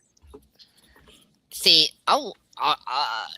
just to wrap this up, I think I would be fine to see that if it was a Spire trial. It's like you're guilty, and then someone will bring the shoe and like bam, you're dead. You know, I'll totally see that we're off the rails like Doc Brown's train, Back to the Future. Yeah, man, you're right, Chris. It's totally Back to the Future. Just not for me. I had this conversation with someone that's similar to Jeff, and he rambles into these crazy stories about sex slaves and mafia, like If you've never heard about Caligula before, go watch a 20-minute info video on YouTube about Caligula and what his reign of Rome was like. Or just watch the movie. There's a movie called that. I never saw Caligula. I heard it was really, really like X-rated. Oh, it was. That's what I heard. I'm sure, sir. If it's a movie about Caligula, then there's probably a lot of like porno level shit going on. Oh boy. Yep. Anyways, Chris, I know it's hard to follow up or like know how to, whatever. Yeah, it's hard to follow that up. But I am Chris from Nerds, Geeks, and the Kitchen Sink podcast. We do a episode we upload bi-weekly. We did take a little time off for Christmas and New Year's, and actually we'll have a new episode dropping this Sunday. So come check us out.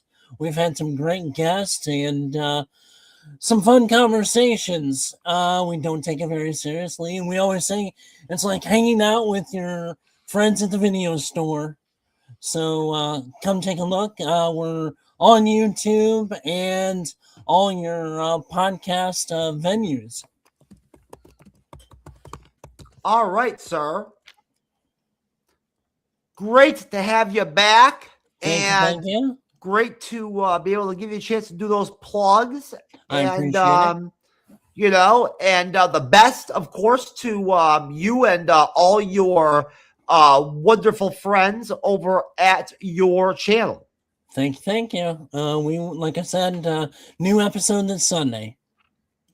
Cyberneticshark, sir, my trusty, loyal, wonderful co-host, sir. Have at it and do your plugs.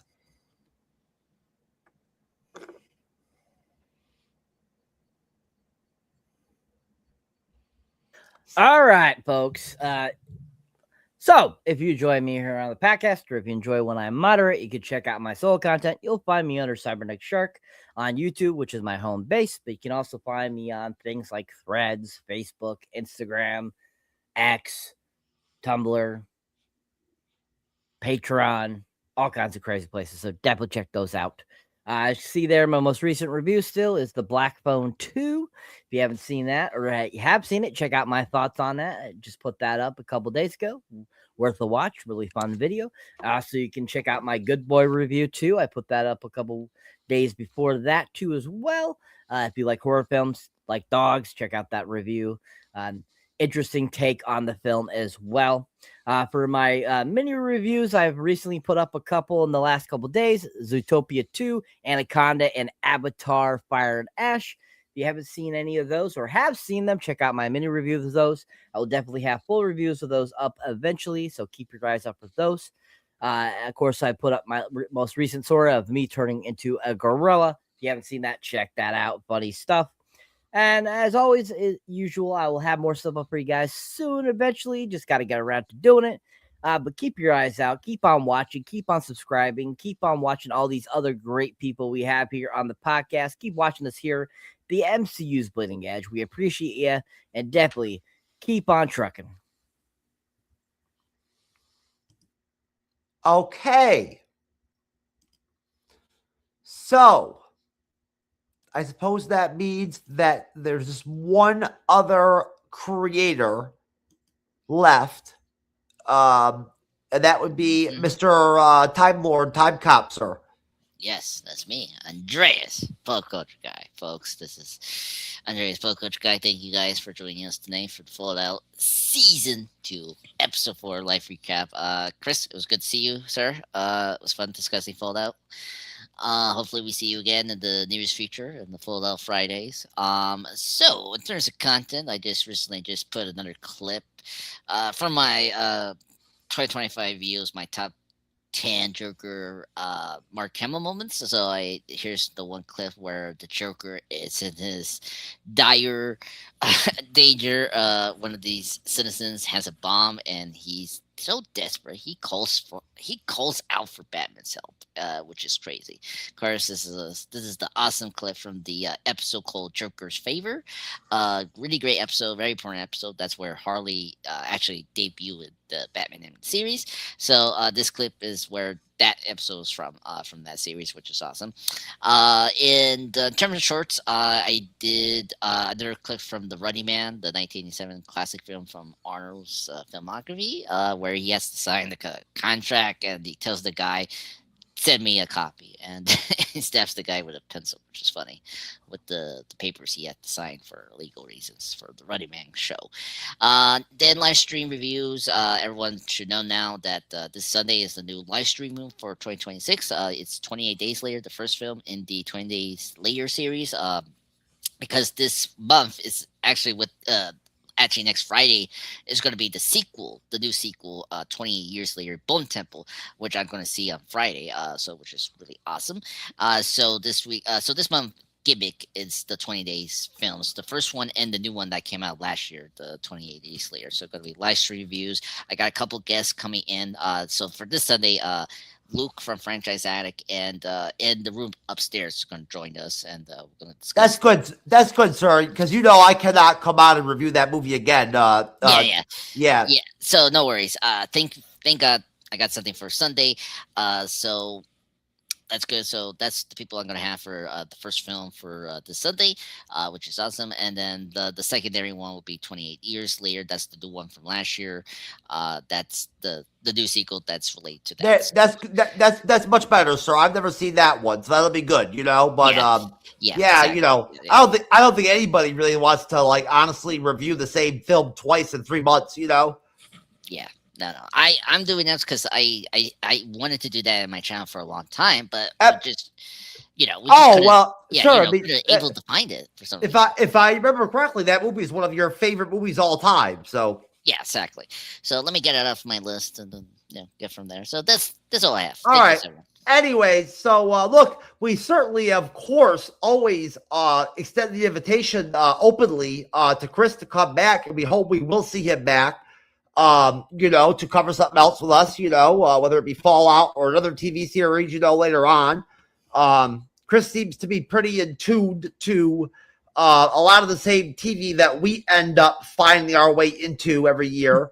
So I'm sure we'll cross paths on other shows as the year unfolds. But besides that, folks, here at the MCU's Bleeding Edge, we have a Night of the Seven Kingdoms to start for the first time. Whether that's going to be a I don't know how exciting that's going to be. We'll have to see, but I believe the first episode drops on like maybe the 16th or something like that. It's like 9 days or something like that from now. Yeah, 8 or 9 days. This is one of the shows I'm most excited for the year. Really? Because I've read the short. Yeah.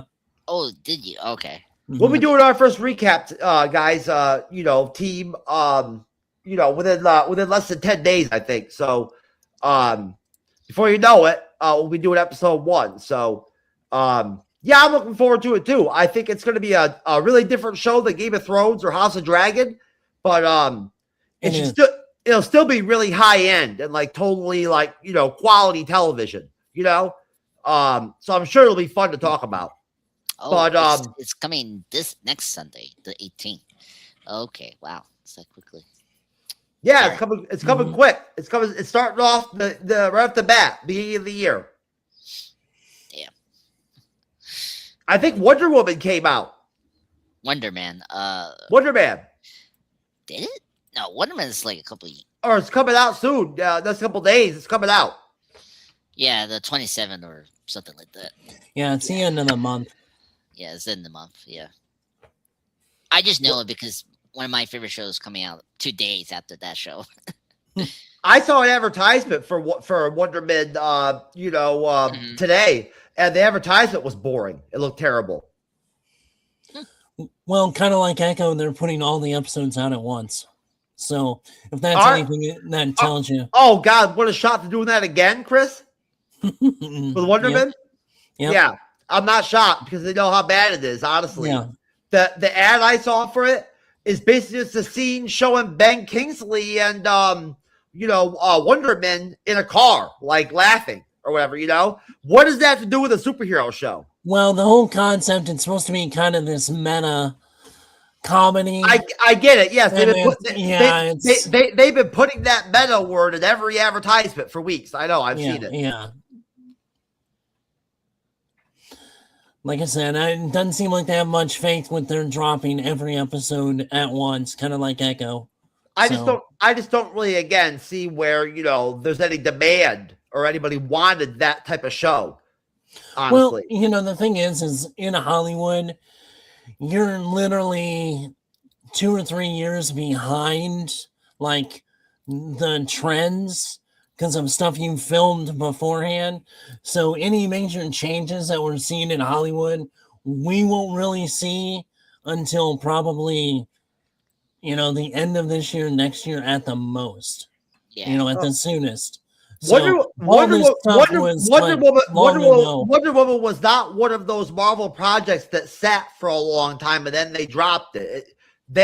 It followed a normal production schedule or whatever and came out at a normal timeline. Wonder Man? Yeah. Yeah. Right. No, it actually had been filmed Ironheart, it was way beforehand. Wonder Man wasn't filmed 2 years ago or something like that. That did not happen to Wonder Man. It followed a practical production schedule. Oh no! No, I think Chris is right because this film in 2023, but the production got shut down by the writers' strike. That was in 2023. So sure. Production resume in January 2024, and yada yada yada. And then like the series reveal in October 2024. So that was like the first thing we knew about the show. We knew it was coming. It was just like, well, because last year it was supposed to come out last year, in December, but then they pushed it back. It was, yeah.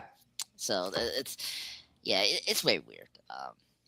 But yeah, I don't feel that this project is part of the like. I agree with Jeff. It's not part of the the old regime. I think this is like, I don't get the point of it at all. I don't see what it does for the MCU or for Marvel at all. How it helps, or yeah, we need to see how.